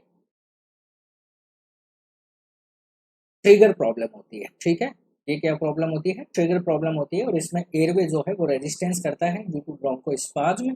तो एयरवे जो है वो रेजिस्टेंस जैसा हो जाएगा। तो ऑप्शंस आपका सी यहाँ पे बिल्कुल क्या जा रहा है? परफेक्ट जा रहा है। ठीक है, और लास्ट ऑप्शन आपका क्या कह रहा है? Continuous change in respiratory rate and depth. तो आपको याद रखना है कि continuous changes in respiratory rate and depth का मतलब ये हो गया कि ये क्या है? ये कंपनसेशंस को दर्शा रहा है। कंपनसेशंस को दर्शा रहा है। क्यों दर्शा रहा है? आपको याद रखना है, या ब्रोंकियल जो ट्री होता है, ब्रोंकियल ट्री मान के चलिए किसी भी रीजन्स की वजह से अगर ऑब्स्ट्रक्शन हो गया है, तो इंस्पायर जो एयर होती है, ठीक है, इंस्पायर जो एयर होती है वो क्या हो जाती है? रेजिस्टेंस हो जाती है, और वो गेटिंग आउट होने के लिए उसको बहुत ज़्यादा क्या होती है, डिफ़िकल्टी, और डिफ़िकल्टी होने की वजह से क्लाइंट जो है वो क्या करेगा, कंपनसेट करेगा, जिसकी वजह से रेस्पिरेशन रेट और डेप्थ में कंटिन्यूस आपको चेंज देखने को मिलेंगे। या फिर आप कह सकते हो, या फिर आप क्या कह सकते हो कि यहाँ पे आपको क्या देखने को मिलेगा, इंक्रीज एयर एक्सचेंज आपको देखने को मिलता है, इंक्रीज एयर एक्सचेंज आपको देखने को मिलता है, जबकि अस्थमा में ऐसा नहीं होता है। तो अस्थमा में क्या होगा, अस्थमा में एयरवे जो है वो रेजिस्ट हो जाता है, क्लाइंट जो है वो प्रॉपरली एयरवे एक्सचेंज नहीं कर पाता है।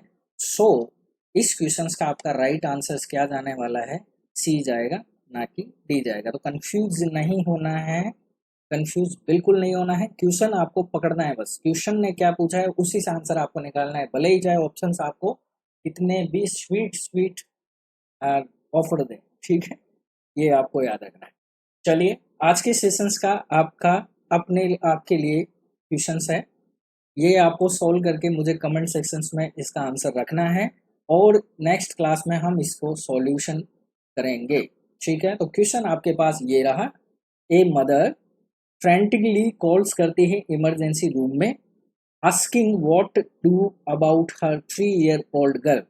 एक मदर है जो इमरजेंसी रूम में कॉल करके ये कह रही है कि वो क्या करे, उसकी 3 साल की जो बच्ची है, who was found eating pills out of a बोतल in a medicine cabinet. Medicine का कोई कैबिनेट था या कोई बोतल थी, उसमें से उस बच्ची ने पिल्स को क्या कर लिया है, खा लिया है। इमरजेंसी रूम की nurse tell her mother to. तो इमरजेंसी नर्स में, सॉरी, इमरजेंसी रूम में एज ए नर्स उसको कंसल्ट किया किसने, बच्ची की मदर ने, कि भाई पिल्स उसने खा ली है। एज ए स्टाफ नर्स आप वहाँ पे है, अब आप उस मदर को क्या सजेस्ट करेंगे, ये आपसे क्वेश्चन है। Give the child 15 ml syrup of इप कैप, ठीक है, या आप बच्चे को 15 ml क्या है सिरप दे दीजिए। Give the child 10 ml of syrup of ipecac with sip of water, water के साथ आप 15 ml 10 ml ये सिरप जो है वो दे दीजिए कैप का। Give the child 1 cup of water to induce vomiting, और आप 1 कप वाटर जो है वो बच्चे को दे दीजिए टू इंड्यूस वॉमिटिंग, वॉमिटिंग करवाने के लिए। और लास्ट ऑप्शन आपके पास है कि bring the child to emergency room immediately, आप बच्चे को इमरजेंसी रूम में इमीडिएटली ले आइए। आपको मुझे करना है कमेंट्स, इस क्वेश्चंस का आपकी तरफ से क्या आंसर होने वाला है। अगर आप रेशनल दे सकते हैं तो बहुत अच्छी बात है, ठीक है, अगर नहीं भी दे सकते हैं तो आंसर ज़रूर दीजिएगा, ठीक है, आंसर ज़रूर दीजिएगा, मैं नोटिस करता रहूँगा, ठीक है। उम्मीद करता हूँ कि आज का सेशंस आपको पसंद आया हो। इसी सेशंस की कंटिन्यूटी के लिए नेक्स्ट पार्ट जो है वो आपका समय से अपलोड हो जाएगा। मेरी आप सभी से रिक्वेस्ट ये है, आप ज़्यादा से ज़्यादा वीडियोस देखें, पसंद आए तो लाइक करें, और अपने दोस्तों के साथ इसको ज़रूर शेयर करें, और अगर आप नए व्यूवर्स हैं तो चैनल को सब्सक्राइब करना मत भूलिए, okay. So end of sessions, मेरी आप सभी को एक ही एडवाइस, समय से अपनी पढ़ाई कंटिन्यूस करते रहिए, ज़्यादा आपको फोर्स लेना भी नहीं है और लोड लेना भी नहीं है, जितना आपको आता है सफिशिएंट है। ज़्यादा से ज़्यादा आप प्रैक्टिस कीजिए कि आपके क्वेश्चंस जो हैं वो गलत कम हो, नेगेटिव को आप डिफेंस कर सकें, और नेगेटिव को आप तभी डिफेंस कर सकते हैं जब कुछ चीज़ें आप छोड़ना भी सीखें, ठीक है। ज़रूरी नहीं है कि क्वेश्चंस हमारे एग्जाम्स में सभी आए हैं तो हम सभी को करें, हमें उतने ही अटेंड करना है जितने हमें आते हैं, और जिन्हें हम कर सकते हैं परफेक्टली सबसे पहले वही क्वेश्चंस अटेंड करें, और जो नहीं आते हैं उन्हें आप बात के लिए छोड़ दीजिए। जब आपके पास समय रहे तब आप आराम से उन्हें क्वेश्चंस को सोल्व कर सकते हैं, और इसी स्ट्रेटेजी के साथ आप एक दिन ज़रूर एग्ज़ाम्स को क्लियर करेंगे, ठीक है। फिर मिलते हैं नेक्स्ट सेशंस में, तब तक के लिए अपना ख्याल रखिए और पढ़ते रहिए। जय हिंद, जय भारत।